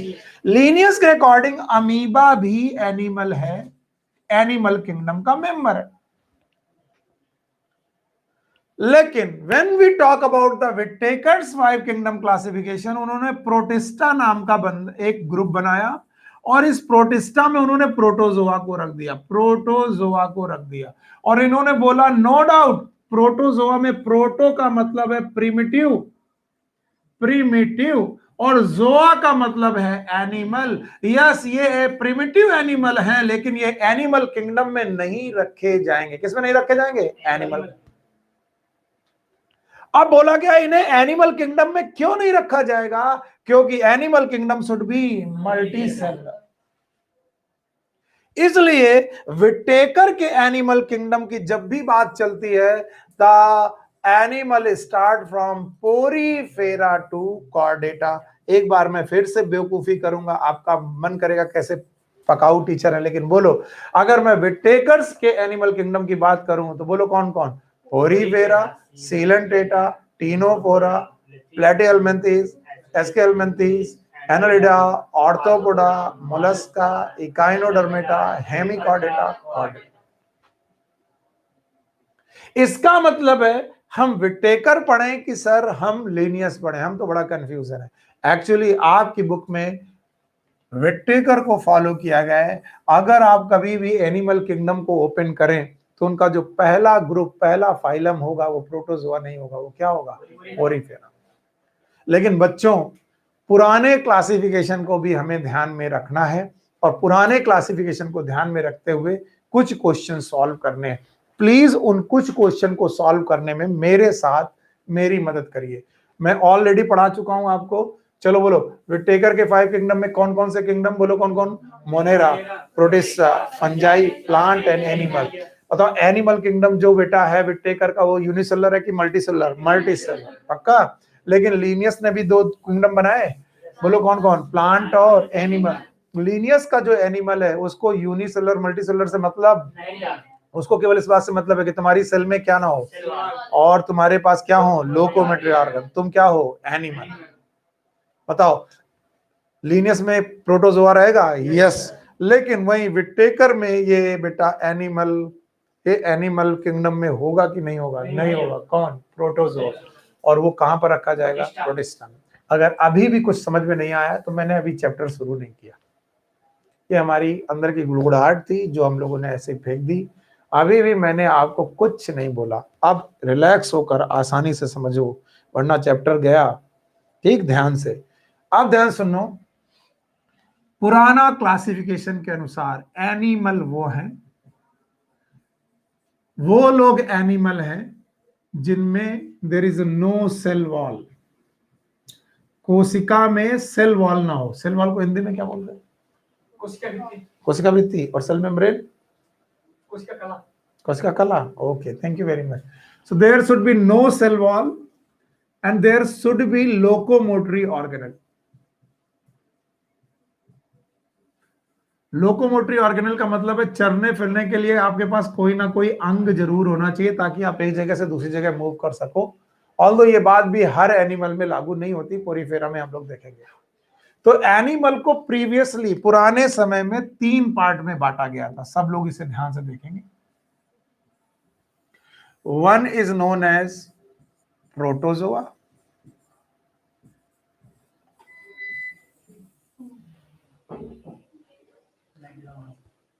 one it is known as protozoa,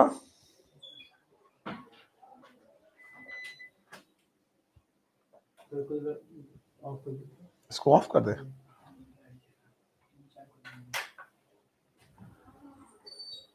okay, protozoa, these are known as primitive animals.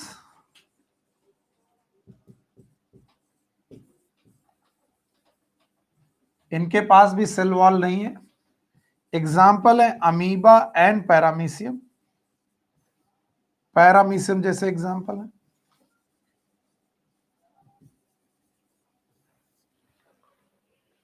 इसके अलावा दूसरा ग्रुप है पैराजोआ,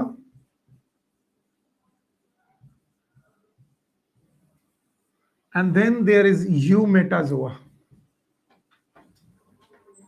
सच बात तो यह है कि पैराजोआ और यूमोटाजोआ एक ही ग्रुप के मेंबर हैं और उस ग्रुप का नाम है मेटाजोआ। यहां पर क्या लिखा है? Eumetazoa.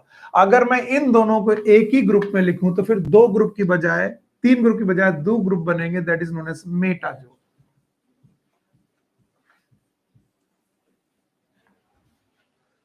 Parazoa, Protozoa primitive animal, Metazoa मतलब मॉडर्न एनिमल या बाद के एनिमल। और मेटाजोआ में एक्चुअली 2 पार्ट बना दिए गए, one is known as parazoa और इसके अलावा eumetazoa.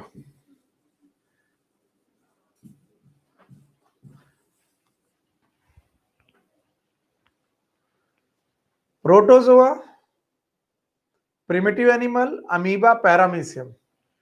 Parazoa group is known as Porifera. And Eumetazoa में there is a list. वो लिस्ट आप सुन लीजिए।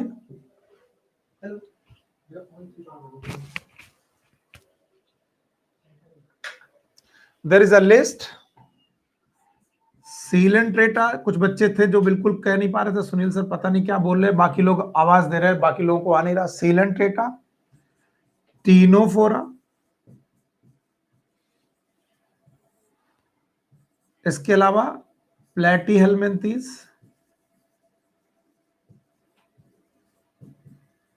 केवल मैं नाम से परिचय करा रहा हूं आपका। इसके अलावा नीमेटोडा, बाकी नाम मैं यहां लिख दे रहा हूं, जगह नहीं है इसलिए मैं यहां लिख दे रहा हूं। इसके बाद के Annelida, Arthropoda,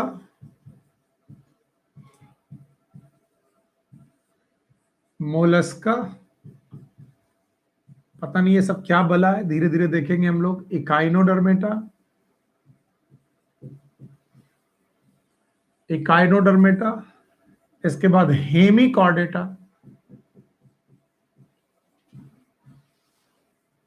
and the last but not the least it is chordata.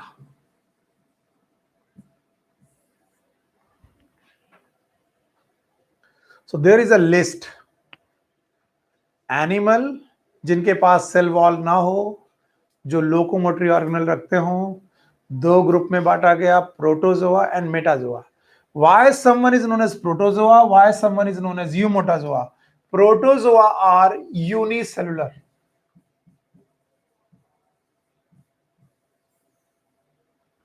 Protozoa are unicellular, while metazoa are multicellular organism.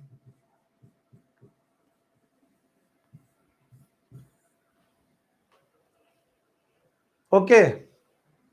And now, why metazoa are converted into parazoa and eumetazoa? इनको भी ध्यान सुने, बहुत ध्यान से सीखें. Parazoa, they are the group many cells but no tissue. Without tissue. Cells तो बहुत है, नो डाउट मल्टी सेलुलर है, लेकिन टिश्यू नहीं है. एंड द यूमेटाजोआ, इनकी खास बात है, यूमेटाजोआ दे हैव टिश्यू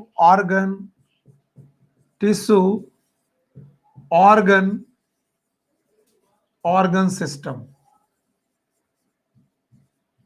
सच बताऊं तो मैंने अभी एनसीईआरटी शुरू नहीं की और इस वजह से बच्चे आप कंफ्यूज हो सकते हो, पर I have so much time कि मैं आपको ये सिखाई दूंगा, चाहे कुछ भी हो जाए मैं सिखाई दूंगा आपको, फिर मैं एनसीईआरटी की लाइन को शुरू कर दूंगा. जब आप इतना सीख जाओगे दिन मैं एनसीईआरटी की लाइन को एक एक करके सिखाना चालू कर दूंगा और आपको आ जाएगा. चलो ओके, इधर मत देखो और मुझे जवाब दो. क्या आपको टू किंगडम क्लासिफिकेशन याद है? इधर मत देखना वरना कंफ्यूजन ही कंफ्यूजन है. बताओ टू किंगडम ला याद है? Yes. Number 1 plant, number 2 animal. Plant भी यूनिसेलुलर और मल्टीसेलुलर, एनिमल भी यूनिसेलुलर और मल्टीसेलुलर. ये कौन बोल गया? लीनियस. क्या लीनियस के एनिमल में सेल वॉल थी? नो. तो सेल वॉल ना रखना क्या ये अपने आप में पूरी बात थी कि आप एनिमल हो? यस. तो बताओ क्या लीनियस के किंगडम में प्रोटोजोआ था? यस. प्लोरीफेरा था? यस. सीलेंट्रेटा था, टीनोफोरा था, बाकी लोग थे? यस. इसके बाद कौन आते हैं? विटेकर. कौन आते हैं? विटेकर ने कितने किंगडम बनाए? 5. नाम बताओ. Monera, protista, fungi, plant, animal. उन्होंने कहा एनिमल अब यूनिसेलुलर नहीं हो सकता, केवल क्या होगा? मल्टीसेल. तो बताओ प्रोटोजोआ कैसे लोग हैं? यूनिसेलुलर. तो बताओ यूनिसेलुलर लोगों को एनिमल में रखा गया कि नहीं रखा गया? तो बताओ प्रोटोजोआ को एनिमल से उठाकर कहां भेजा गया? प्रोटिस्टा. कहां भेजा गया? प्रोटिस्टा. अब जो एनिमल किंगडम बचा, विटेकर का एनिमल किंगडम बचा, उसमें कितने लोग रहे? 10 या 11. नाम बताओ. Porifera, Coelenterata, ctenophora, platyhelminthes, aschelminthes, annelida, arthropoda, mollusca, echinodermata, hemichordata, chordata. लेकिन ये सब पढ़ने के पहले मैंने आपको बहुत पुराने क्लासिफिकेशन से परिचय कराया और वो पुराना क्लासिफिकेशन कहता प्लीज डोंट मेक रश. कोई हरी करने की जरूरत नहीं, जल्दबाजी करने की जरूरत नहीं. बताओ, बोलते हैं दुनिया में जिनके पास क्या ना हो? Cell wall. और जिनके पास क्या हो? Locomotory organ. क्या वो एनिमल कहलाते हैं? यस. कितने ग्रुप में? 2. एक कौन? यूनिसेलुलर और एक कौन? मल्टीसेलुलर. बताओ यूनिसेलुलर वाले का नाम प्रोटोजोआ. एग्जांपल याद है? बोलो कौन? अमीबा और पैरामीशिया. दूसरे वाले कौन? मेटाजोआ. मेटाजोआ को कितने पार्ट में बांटा गया? 2. 1 इज पैराजोआ, दूसरा कौन? यूमेटा. तो सर मेटाजोआ को 2 भाग में क्यों बांटा गया? On the basis of tissue formation. जिसने टिश्यू नहीं बनाए वो पैराजोआ, और जिसने टिश्यू ऑर्गन बना दिया इट इज यूमेटाजोआ. पैराजोआ का मेंबर पोरीफेरा. बोलो कौन? और यूमेटाजोआ के मेंबर कौन कौन है? बोलो कौन कौन है? Coelenterata, Ctenophora. 1 मिनट होल्ड करके देखिए, बोर्ड में कुछ नहीं है. अब अगर आपने काम कर दिया तो आप बहुत हीरो टाइप का काम कर जाएंगे. बोलो, क्या आपको एनिमल दिख रहा है? सेल वॉल नहीं है. लोकोमोटरी ऑर्गन नहीं है. है यस है. अब बताओ कितने पार्ट में दिख रहा है? 2. एक कौन? प्रोटोजोआ और एक कौन? मेटाजोआ. प्रोटोजोआ कैसा? यूनिसेल. मेटाजोआ कैसा? मल्टी. मेटाजोआ पूरा मल्टीसेलुलर. यस. यू प्रोटोजोआ पूरा यूनिसेलुलर. यस. Example amoeba, पैरामीशिया. याद है? और इनको प्रोटिस्टा में पढ़ा था 4 क्लासेस में. याद है? इसके बाद आपके सामने आया कौन? मेटाजोआ. कितने पार्ट में? 2. 1 इज पैराजोआ, यूमेटाजोआ। पैराजोआ का नाम पैराजोआ क्यों है? क्योंकि वो टिश्यू नहीं बनाता। इसका मतलब सेल भी ज्यादा नहीं होगी, है, लेकिन multi cellular without tissue it is parazoa, और multi cellular with tissue organ it is eumetazoa. तो बताओ पैराजोआ का एग्जांपल पोरीफेरा और यूमेटाजोआ का एग्जांपल दिख रहा है? Yes, sir. अब बोलो मेरे साथ, coelenterata, Pteropoda, Platyhelminthes, Escalmanthus, Annelida, Arthropoda, Mollusca, Hemichorda, Hemichorda, Cordia. इसे बोलते हैं हीरो की तरह पढ़ना और खुश होकर के पढ़ना। Now I am going with your NCERT. इतनी जानकारी होने के बाद अब आप एनसीईआरटी ओपन करके देख सकते हैं। मैं आपकी एनसीईआरटी के साथ जा रहा हूं, and now this is the animal kingdom from NCERT. अब अगर किसी को दिक्कत है, नहीं अभी तक दिक्कत थी तो घबराओ मत, वो नहीं भी आया तो वो एनसीईआरटी के बाहर का था। मान लो जितना अभी तक पढ़ाया और सर वो नहीं समझ में आया तो वो किसके बाहर था? एनसीईआरटी। और अब हमें क्या पढ़ना है? NCERT. And NCERT follows animal kingdom के बारे में बोलती है कि हम विटेकर का सिस्टम फॉलो करते हैं। विटेकर सिस्टम को हम फॉलो करते हैं।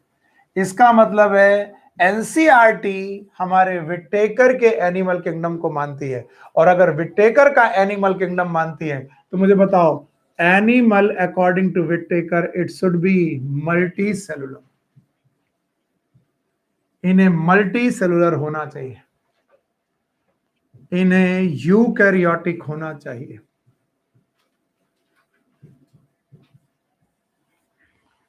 बहुकोशिकी होना चाहिए, यूकैरियोटिक होना चाहिए। इनका मोड ऑफ न्यूट्रिशन हेट्रोट्रॉपिक होना चाहिए। हेट्रोट्रॉपिक का मतलब जो अपना खाना बना ले कि ना बनाए, ना बनाए। इसका मतलब क्लोरोफिल नहीं होगा। तबीयत खराब है क्या? सही से ध्यान जवाब दो। बताओ हेट्रोट्रॉपिक का मतलब अपना खाना बनाए कि ना बनाए, ना बनाए। और ना बनाने वालों में भी इनका मेन नेचर होना चाहिए होलोजोइक। कभी कोई दिक्कत घबराहट तो होलो को दो भाग में बांटो। होलो मतलब टोटल, जोइक मतलब animal, total animal like nutrition. And total animal like nutrition में 5 स्टेप, और वो 5 स्टेप में हर बार लिखता हूं। पहले खाने का क्या किया? इंजेशन। फिर क्या किया? Digestion, thank you very much. फिर क्या किया? एब्जॉर्प्शन। फिर क्या किया? एसिमिलेशन। और फिर क्या किया? इजेशन। यानी अगर खाने को आप 5 स्टेप में लेकर के खा रहे हो तो आप होलोजोइक न्यूट्रिशन कर रहे हो। रोटी का पहले क्या करोगे? खाना लो, रोटी का क्या करोगे? इंजेशन। फिर क्या करोगे? डाइजेशन। फिर उसका क्या करोगे? एब्जॉर्प्शन। फिर आएगी ताकत, बोलो एसिमिलेशन। बचा हुआ पार्ट इजेशन। सो याद रखना हेट्रोट्रॉपिक न्यूट्रिशन कर रहे हो। इसके अलावा सम मेंबर में भी पैरासाइट, सम मेंबर में भी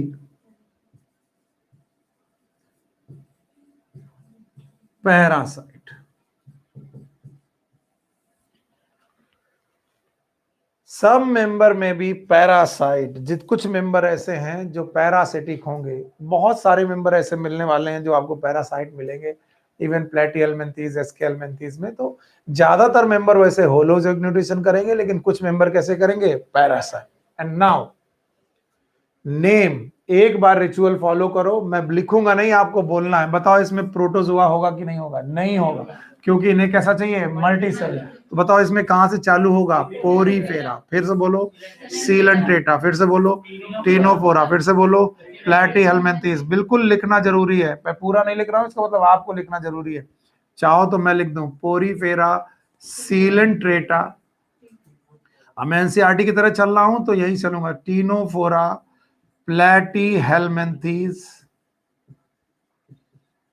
बहुत टाइम लगता है लिखने में। बोलो इसके अलावा एस्केहेल्मिन्थीज, या उन्हीं का दूसरा नाम निमेटोडा, निमेटोडा। इसके अलावा एनेलिडा, एनेलिडा अर्थवर्म इसी को बिलोंग करते हैं। एनेलिडा के बाद बोलो हाँ आर्थ्रोपोडा, आर्थ्रोपोडा शाबाश, आर्थ्रोपोडा। ऑर्थोपोडा के बाद मोलस्का। मैं बार बार नाम लिखवा रहा हूं, इसका मतलब मेरा पीछे दिमाग में कुछ तो चल रहा होगा, मैं बेवकूफ नहीं हूं, क्योंकि मुझे अभी क्लासिफिकेशन लिखना है 10 मिनट बाद। और जब इन्हीं के नाम नहीं होंगे तो तुम क्या जानोगे? फिर से बोलो porifera, coelenterata, ctenophora, platyhelminthes, nematoda, इसी निमेटोडा का दूसरा नाम aschelminthes, annelida, arthropoda, Mollusca, echinodermata, echinodermata, echinodermata के बाद यस इसके बाद बोलो हेमिकॉर्डेटा, हेमिकॉर्डेटा, और हेमिकॉर्डेटा के बाद last but not the least किसी ने उबासी लेते हुए बोला कॉर्डेटा, इसका मतलब है आपका मन नहीं लग रहा है। सो आप लोग ध्यान सुनो, इतने लोग हैं जितने लोगों के नाम लिखे सबके सब मल्टी सेलुलर, सबके सब यूकैरियोटिक, सबके सब हेटेरोट्रॉपिक, इनमें से कुछ होलोजोइक, कुछ पैरासाइट, गॉट, यानी ये सारी बातें इन सब पे लागू होती हैं। और इन सारे एनिमल का नंबर बहुत ज्यादा है, कम से कम 11-12 तो 11 फाइलम आपके सामने जो लिखे गए, इसलिए इनका क्लासिफिकेशन जरूर सीखना चाहिए। और एनसीईआरटी शुरू ही यहीं से करती है, the basis of classification. NCERT start कि एनिमल, इतने सारे animal, there are so many animal, तो इनका बेसिस ऑफ क्लासिफिकेशन क्या होना चाहिए। सो एनिमल किंगडम में इतने सारे लोगों का basis of classification I am going to teach you. So our next topic is basis of classification.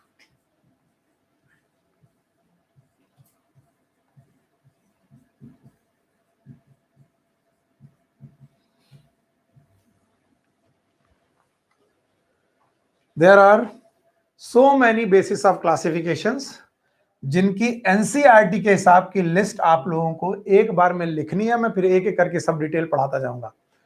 पहला बेसिस है level of organization, level of organisation.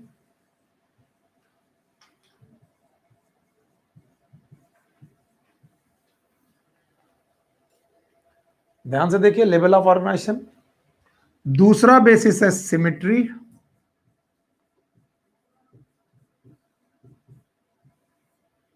Okay.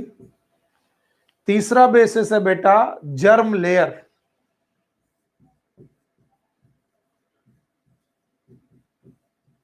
Germ layers. पहला है लेवल ऑफ ऑर्गेनाइजेशन, दूसरा है सिमेट्री, तीसरा है germ layers, ठीक है, एक्टोडर्म, एंडोडर्म एंड मीजोडर्म। इसके बाद है सीलोम, बॉडी कैविटी,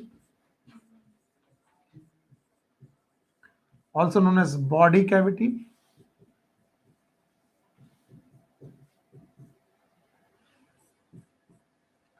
अगला बेसिस है बेटा सेगमेंटेशन,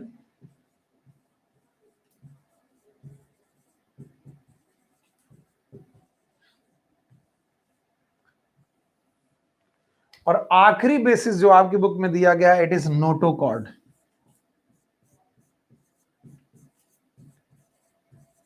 और मैं एक एक करके सब समझा दूंगा, लेकिन अगर मैं स्टूडेंट होता तो मैं अपने टीचर से जरूर पूछता कि सर अभी तक तो सब कुछ ठीक था, अचानक आप पता नहीं क्या हुआ, पता नहीं आपने दवा खाई कि नहीं खाई, आपकी तबीयत कैसी है, अचानक हमें आपने एक अनकॉन्सेप्ट, बिना किसी कॉन्सेप्ट वाली जगह पर क्यों फेंक दिया? क्यों आपने मुझे ऐसे फेंक दिया कि basis of classification, level of organisation, symmetry, germ layer, coelom, segmentation, notochord में पहुंचा दिया? तो मैं कहूंगा बेटा मैंने तुम्हें फेंका नहीं है ऐसे बिना कॉन्सेप्ट वाली चीज पर, बजाय इसके कि मैं कॉन्टिन्यूअस हूं इस बात से कि सारे एनिमल कैसे हैं बेटा, मल्टी सेलुलर। मैंने आपको बता रखा है कि सारे के सारे एनिमल मल्टी सेलुलर है, और जब सारे मल्टी सेलुलर हैं तो उनको अलग अलग कैसे करें? अगर पोरीफेरा भी मल्टी सेलुलर है, सीलेंटेटा भी मल्टी सेलुलर है, टीनोफोरा भी मल्टी सेलुलर है, प्लेटीहेलमिन्थिस भी मल्टी सेलुलर है, और सभी मल्टी सेलुलर है, तो फिर सब अलग अलग काहे लिखे हो? सबको एक ही नाम लिख दो।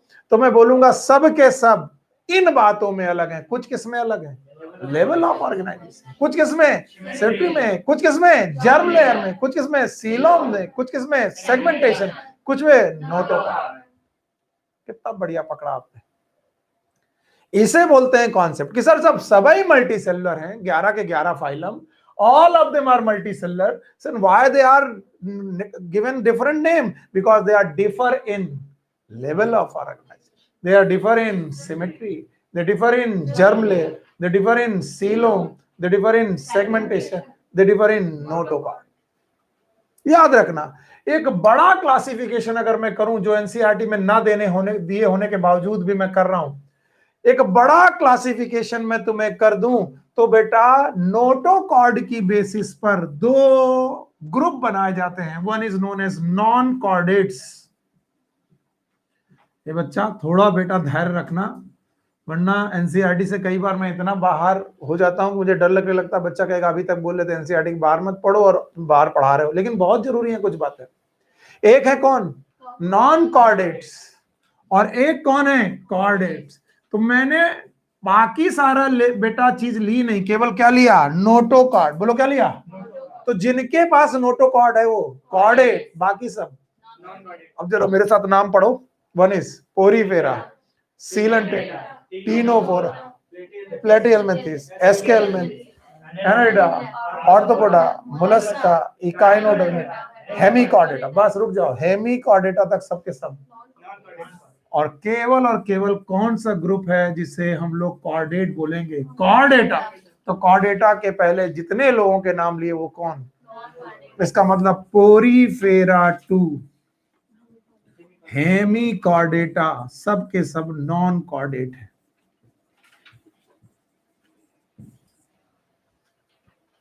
तो कॉन्सेप्ट बहुत आसान है कि सर अगर सभी मल्टी सेलुलर हैं तो सभी का नाम अलग अलग क्यों है? क्योंकि सभी किन किन बातों में अलग है? Level of organization. आखिरी बार बोल रहा हूं, इसे मिटा दूंगा इसके बाद। बोलो पहला कौन? Level of organisation, symmetry, germ layer, coelom, segmentation, notochord. याद रखना, नोटोकॉर्ड है तो कॉर्डेट, नोटोकॉर्ड है तो कॉर्डेट, नहीं है तो नॉन कॉर्डेट। इसका मतलब 11 फाइलम में 10 कैसे? एक कौन? कॉर्डेट। वो रहा कॉर्डेट। इसलिए नॉन कॉर्डेट और कॉर्डेट अलग अलग पढ़ाए जाते हैं। तो सर हर एक बंदे को अलग अलग सिखाइए। चलो अलग अलग सिखाते हैं। Number 1 is level of organization. तो first is level of organisation.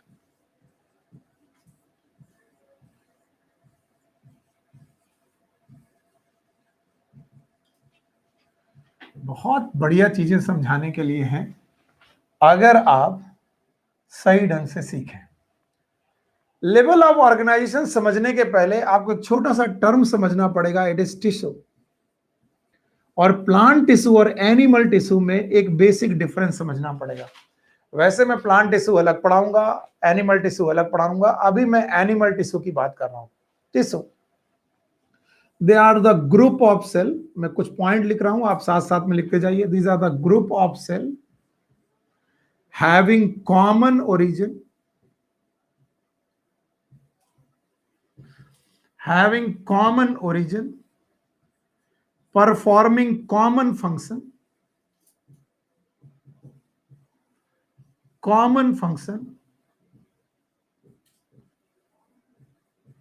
functions, and they have coordination.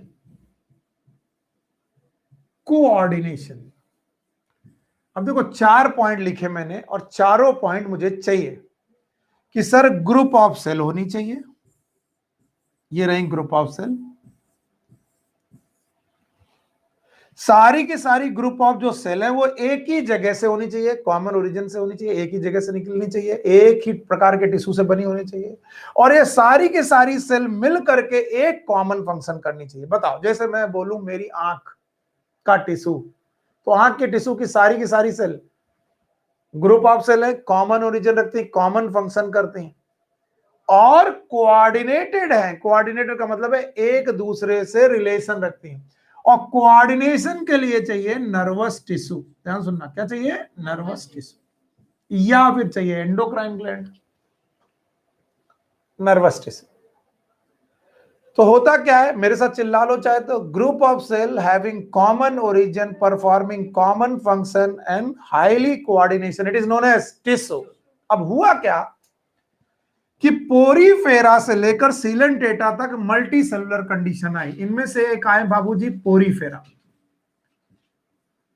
Porifera के पास बहुत सारी सेल है। तो पहला पॉइंट तो फॉलो होता है, Porifera have group of cell having common origin, हो सकता है कॉमन में ओरिजिन भी हो, performing common function, but they are not coordinated because porifera में there is no nervous tissue. और अगर नर्वस टिश्यू नहीं है तो बताओ इनकी सेल कोऑर्डिनेटेड है कि नहीं है? नहीं है। और अगर कोऑर्डिनेटेड नहीं है तो पोरीफेरा में मल्टीपल कंडीशन होने के बावजूद भी टिश्यू है कि नहीं है? नहीं है। So there is a no tissue.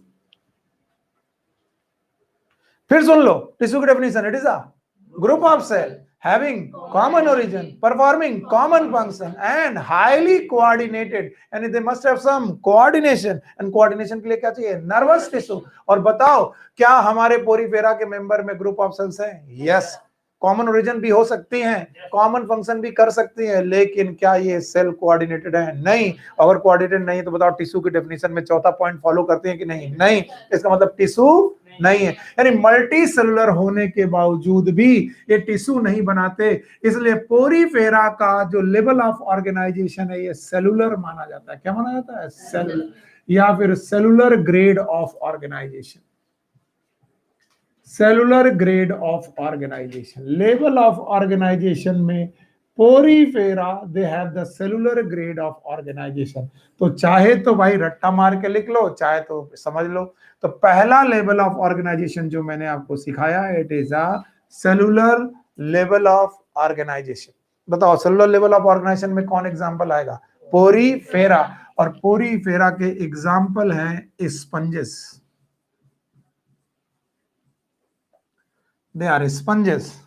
Sponge बोलते हैं इन्हें, पोरीफेरा के मेंबर। तो बताओ या तो मैं नोट्स बनवा दूंगा या तो तुम समझ लो। लेवल ऑफ ऑर्गेनाइजेशन में पहला level cellular grade of organization, cellular level of organization और the cellular grade of organization. और सेलुलर ग्रेड ऑफ ऑर्गेनाइजेशन में कौन है? बताओ कौन है बेटा? पोरीफेरा। इसके बाद दूसरा जो ग्रेड आता है, it is tissue grade. The second grade is known as tissue grade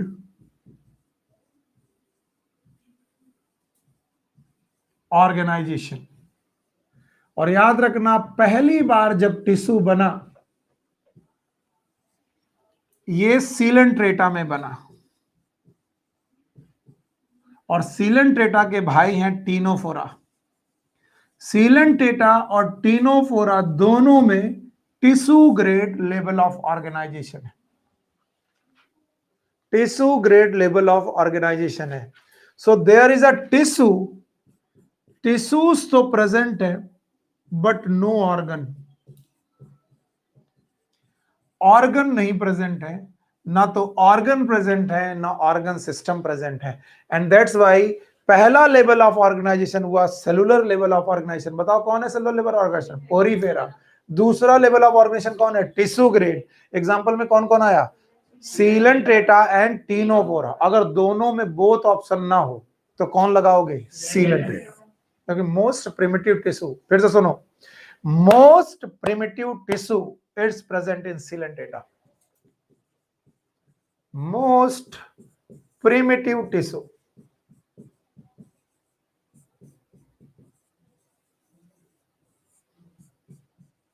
present in Coelenterata।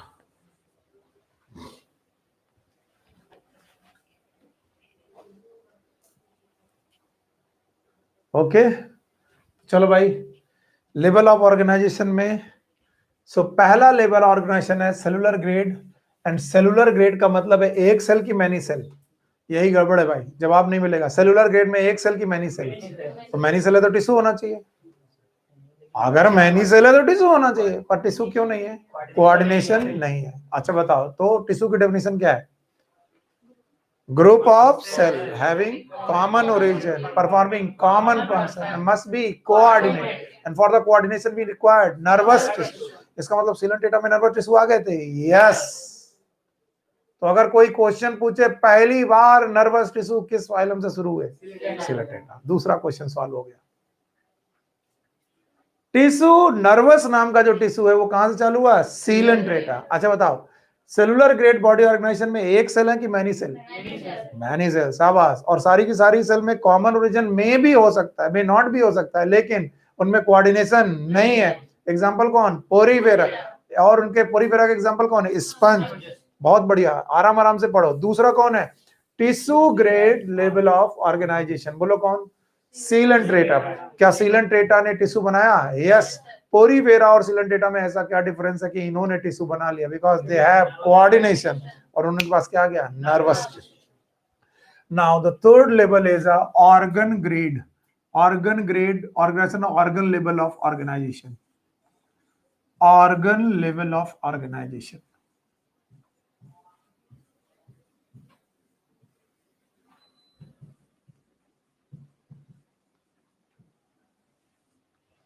Organ level of organization, ध्यान से सुने और समझें इसे। Now what is organ? Organ is a structure made up of group of tissue,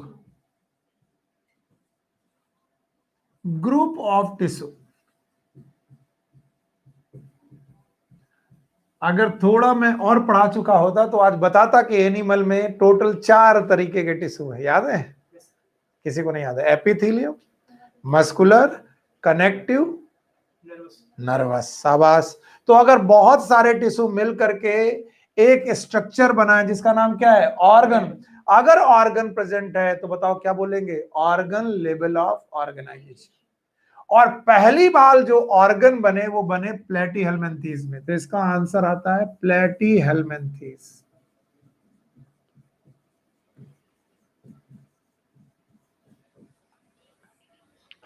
चलिए, मैं जब तक आगे नहीं बढ़ूंगा जब तक आप मुझे कुछ बातें ना बता दें। बताओ, प्रोटोजोआ एनिमल किंगडम के मेंबर हैं कि नहीं है? हैं, बेवकूफ। 5 किंगडम क्लासिफिकेशन अगर डिस्कस करें तो प्रोटोजोआ एनिमल किंगडम के मेंबर हैं कि नहीं है? नहीं है। क्यों? क्योंकि एनिमल किंगडम कैसा होना चाहिए? Multi cellular. जवाब नहीं आएगा, मामला बिगड़ेगा। पर multi cellular, eukaryotic, heterotrophic, holozoic, may be parasitic. 5 point बोलते रहो। बोलो, पहला कौन? Multi cellular, eukaryotic, heterotrophic, holozoic, parasitic.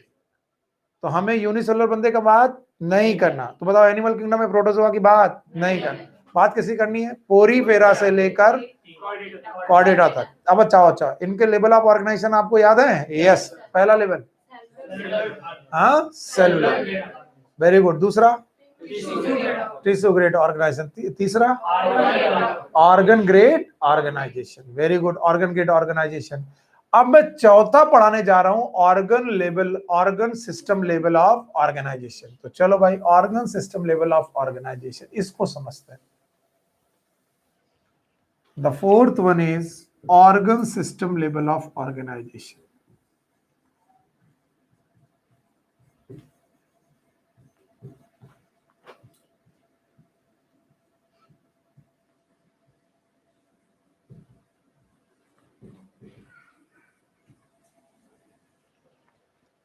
What is organ system? The group of organ behave coordinately.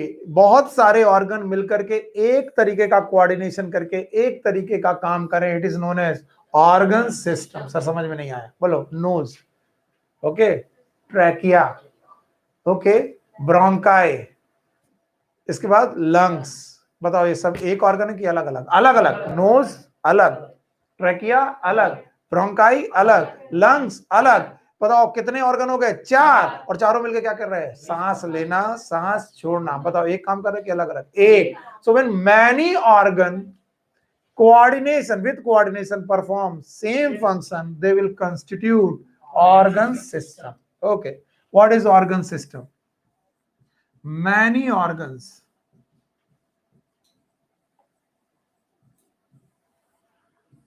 coordinately perform common function.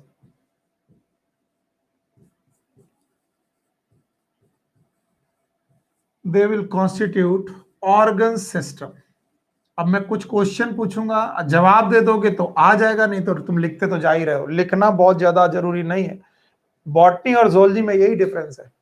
Botany के कॉन्सेप्ट फील किए जा सकते हैं और जोलॉजी के कॉन्सेप्ट देखे जा सकते हैं। देखो मेरे साथ, yes, mouth, oesophagus, stomach, liver, gallbladder, small intestine, large intestine, pancreas. अब organ गिनो, buccal chamber, esophagus, stomach, gallbladder, liver, pancreas, small intestine, large intestine, 8 organ मिलकर के एक सिस्टम बना रहे, नाम है डाइजेस्टिव सिस्टम, नाम है डाइजेस्टिव सिस्टम। अब देखो, हार्ट, आर्टरीज, वेन्स, कौन सा सिस्टम? Circulatory system. अब बताओ, nose, nasal cavity, trachea, bronchi, lungs, so याद रखना, when many organ coordinately perform common function, they are known as organ system. There are so many organ systems. One is known as digestive system.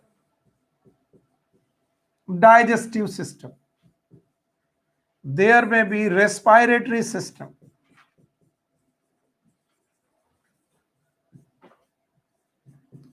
And there may be circulatory system, etc.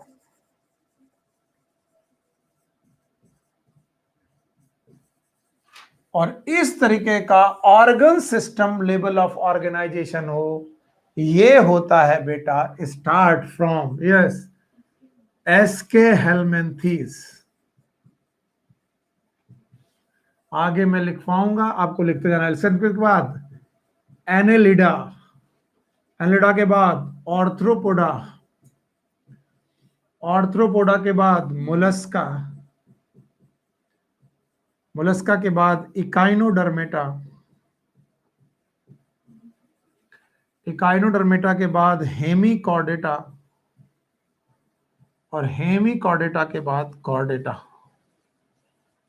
शायद आप लोगों ने इसे सीखा नहीं। चलो, protozoa animal kingdom में है कि नहीं, पहले जवाब दो फिर लिखो। प्रोटोजोआ एनिमल किंगडम में है कि नहीं है? नहीं है। क्यों? क्योंकि हमारा एनिमल किंगडम कैसा है? Multi cell. प्रोटोजोआ को बाय करो। पोरीफेरा है? अब मैं किंगडम का नाम लूंगा, तुम सिस्टम का नाम, लेवल का नाम बोलोगे। पोरीफेरा, हाँ, cellular grade. Coelenterata, ctenophora, platyhelminthes, aschelminthes, annelida, arthropoda, Mollusca, echinodermata, hemichordata, chordata. बोलो क्या? हाँ, ऑर्गन सिस्टम। तो बताओ कितने लेवल ऑफ ऑर्गेनाइजेशन है? 4। अब जो लोग रट्टा पसंद करते हैं, जो लोग कहते हैं सर नोट्स बनाइए, उनके लिए लेवल ऑफ ऑर्गेनाइजेशन,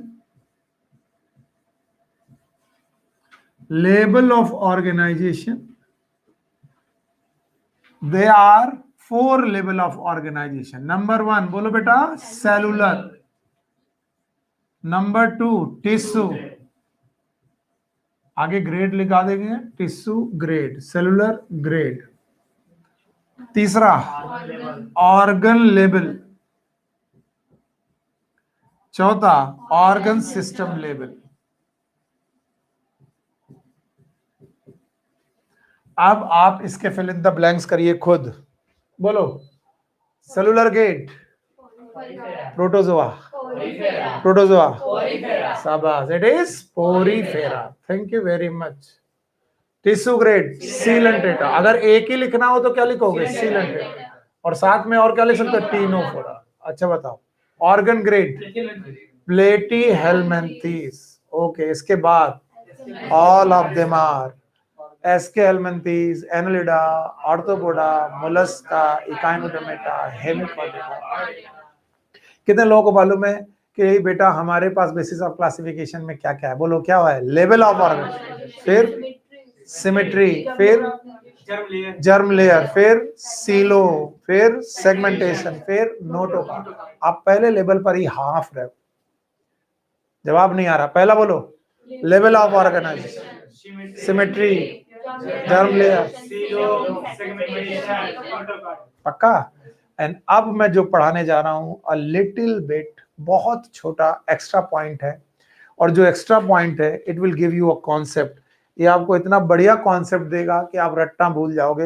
हाँ भाई, क्लास में हो, क्लास में हो, ठीक है। सो मैं आपको बता रहा हूं, जो मैं आपको कॉन्सेप्ट देने जा रहा हूं, मैं जानबूझ करके थोड़ी देर के लिए 10 मिनट के लिए आपका दिमाग इधर से उधर कर रहा हूं। नहीं आया, अच्छी बात। क्यों? एनसीईआरटी में नहीं है, आ गया तो कॉन्सेप्ट जिंदगी भर के लिए बन जाएंगे। ध्यान सुनो, when male gamete that is known as a sperm and the female gamete that is known as ova, they get fused, they will form the zygote। मैं एनिमल की बात कर रहा हूं, आप बहुत ध्यान सुनना, अभी तक प्लांट पढ़ रहे थे, अब प्लांट नहीं, अब एनिमल पढ़ा रहा हूं। ओके, तो मैं लिखता जा रहा हूं जाइगोट। ओके, शाबाश मेरे बच्चे। एंड जाइगोट हैव क्लीवेज, मैंने बोला डिवीजन के क्लीवेज, क्लीवेज ये एनिमल में शब्द आता है क्लीवेज, प्लांट में क्लीवेज शब्द नहीं आता। और क्लीवेज होने की वजह से यहां पर बहुत सारे डिवीजन हुए और एक स्ट्रक्चर बना मॉर्यूला। अगर बेटा आपने थोड़ी भी ज़ूलॉजी पढ़ी है तो आपको याद होगा 2 cell stage, 4 cell stage, 8 cell stage, 16 cell stage, 32 cell stage, याद है आपको? जैसे सेब लो और काटो, पहला कट, दूसरा कट, तीसरा कट, चौथा कट, ऐसे काटते जाओ तो 1 से 2, 2 से 4, पहले एक सेब लिया, पहली बार चाकू काटा तो बताओ सेब कितने टुकड़े?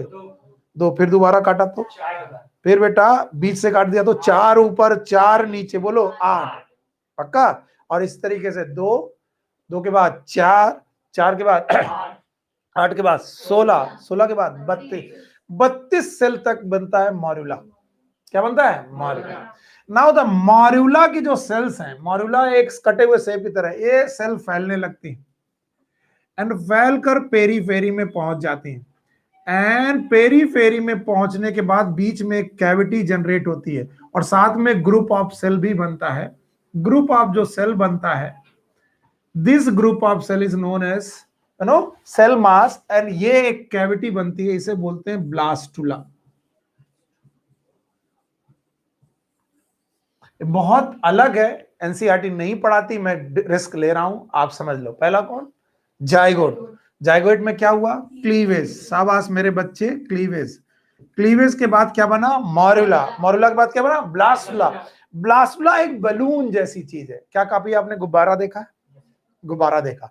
जैसे ही गुब्बारा आपने देखा है तो गुब्बारा बताओ अंदर से सॉलिड की बेटा हॉलो, हॉलो। ठीक इसी तरीके से ब्लास्टुला होता है। ब्लास्टुला में चालू होते हैं बेटा एक प्रोसेस नोन है गैस्ट्रुलेशन। क्या बोलते हैं? गैस्ट्रुलेशन। इनवेजिनेशन चालू होते हैं। मान लो गुब्बारा है, मैं इसे दबाना चालू करूं, दबाना चालू करूं तो ये गुब्बारा कुछ इस तरीके से दबना चालू होगा, लाइक दिस। सर आपने दबाया, और दबाना चालू करूं तो ये कुछ पहले गोल था और दब गया, लाइक दिस। और दबाना चालू करूं तो ये कुछ कुछ ऐसे दब के एक नया कैविटी बना देता है। सर किसी को समझी में नहीं आया? आपके सामने ये गुब्बारा है, मैं दबा रहा हूं, थोड़ा दब गया सर, और दबा रहा हूं, दबा रहा हूं, दबा रहा हूं, और दबा रहा हूं सर, और दब गया। इस तरीके से एक कैविटी बनती है, दैट इज नोन एज आर्केंटेरॉन। क्या बनती है? मेरे साथ बोलो, आर्केंटेरॉन। और इस कैविटी आर्केंटेरॉन, मुझे मालूम है कि आप बिल्कुल कम सुन रहे हो क्योंकि आपको लग रहा है आउट ऑफ कोर्स है, लेकिन आपको सामने कितना काम करेगा आप समझना। इस आर्केंटेरॉन की माउथ है जो it is known as blastopore. हे भगवान मेरे बच्चों को थोड़ी ताकत दे, बस अगर इतना सीख जाए तो बता दूं मैं। चलो पहले बोलो जाइगोट। जाइगोट में क्या हुआ? क्लीवेज। क्या बना? मॉर्यूला। मॉर्यूला का क्या हुआ बेटा? बेटा क्या बना? ब्लास्टुला। क्या कैविटी बनी? इसके बाद क्या बना? It is gastrula. इस बेटा स्टेज को बोलते हैं गैस्ट्रुला। बोलो क्या बोलते हैं? तो ब्लास्टुला में इन्वेजिनेशन से क्या बना? गैस्ट्रुला। और गैस्ट्रुला की कैविटी का नाम आर्केंट्रॉन, और आर्केंट्रॉन की ओपनिंग का नाम ब्लास्टोपोर। फिर से बोलो आर्केंट्रॉन, बोलो, और फिर से बोलो, फिर एन आर्केंटेरॉन का बनना, it is the feature of formation of digestive system. बोलो क्या? तो बताओ पूरे ऑर्गन सिस्टम में पहला जो सिस्टम बनता है दैट इज डाइजेस्टिव सिस्टम, और डाइजेस्टिव सिस्टम की ओपनिंग का नाम ब्लास्टोपोर। फिर से बोलो। अब ये ब्लास्टोपोर 2 चीजें बनाती है, माउथ भी और एनस भी। ये भगवान थोड़ा सा हिम्मत देना मेरे बच्चों को, मजा आ जाएगा।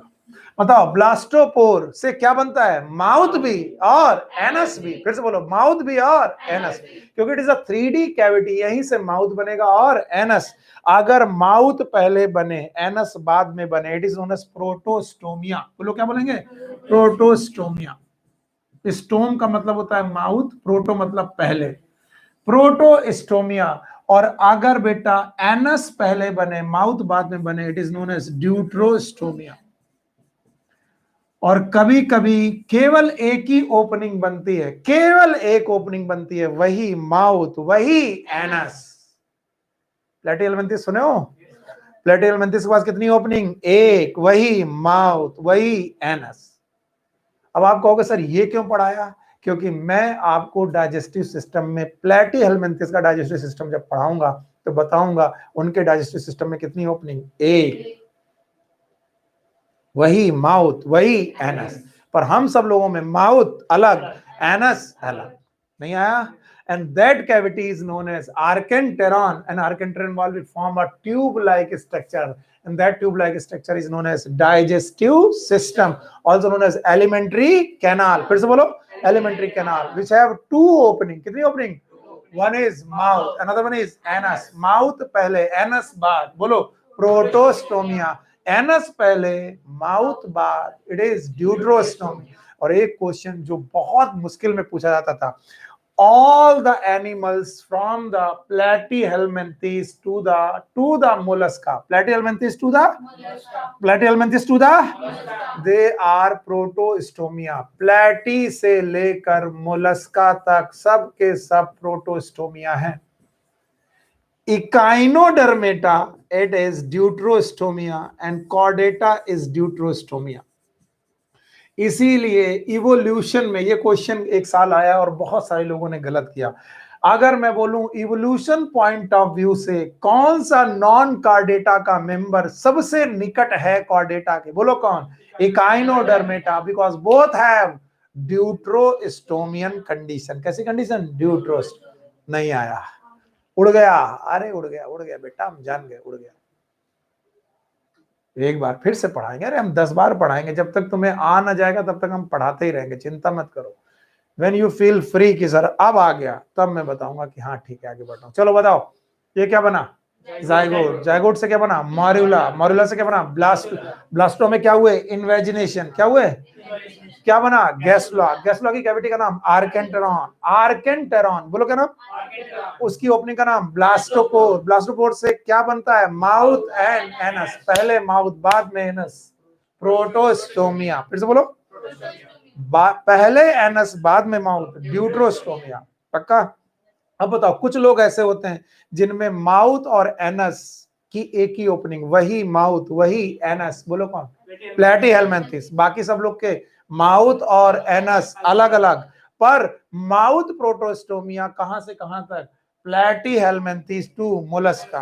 प्लेटिहेलमिन्थिस का माउथ पहले, एनस बाद में, यानी माउथ और एनस एक ही बात है. बताओ, इसके बाद प्लेटी के बाद एसके के बाद, एसके में माउथ पहले एनस बाद में. इसके बाद एनिलिडा में माउथ पहले एनस बाद में. ऑर्थोपोडा में माउथ पहले, पक्का? ऑर्थोपोडा के बाद मोलस्का में माउथ पहले एनस बाद में, और इकाइनोडर्मा में एनस पहले माउथ बाद में, और कॉर्डेटा में एनस पहले माउथ बाद में. हम लोगों में एनस पहले माउथ बाद. और हम सबसे ज्यादा इवॉल्व, और हम सबसे ज्यादा इवॉल्व तो हम सबसे ज्यादा महत्वपूर्ण. अतः हमारे सबसे निकट कौन? मोलस्का की इकाइनोडर्मेटा. इकाइनोडर्मेटा, बिकॉज इकाइनोडर्मेटा में भी एनस पहले माउथ बाद में, हम में भी एनस पहले माउथ बाद में, भी सब में माउथ पहले एनस बाद में. नहीं आया? आया?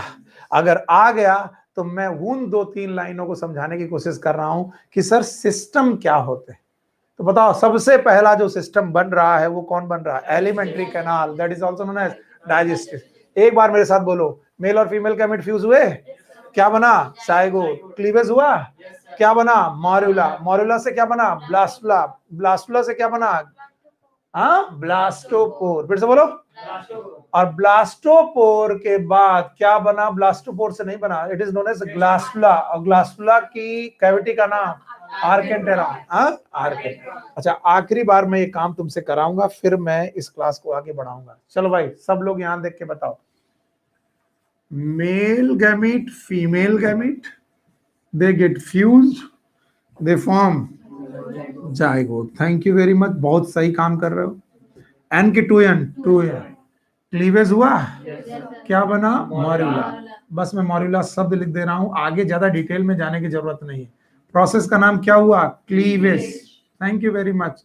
मॉर्यूला के बाद एक बेटा स्ट्रक्चर बना इनर सेल मास के साथ और पेरीफेरल एक कैविटी के साथ।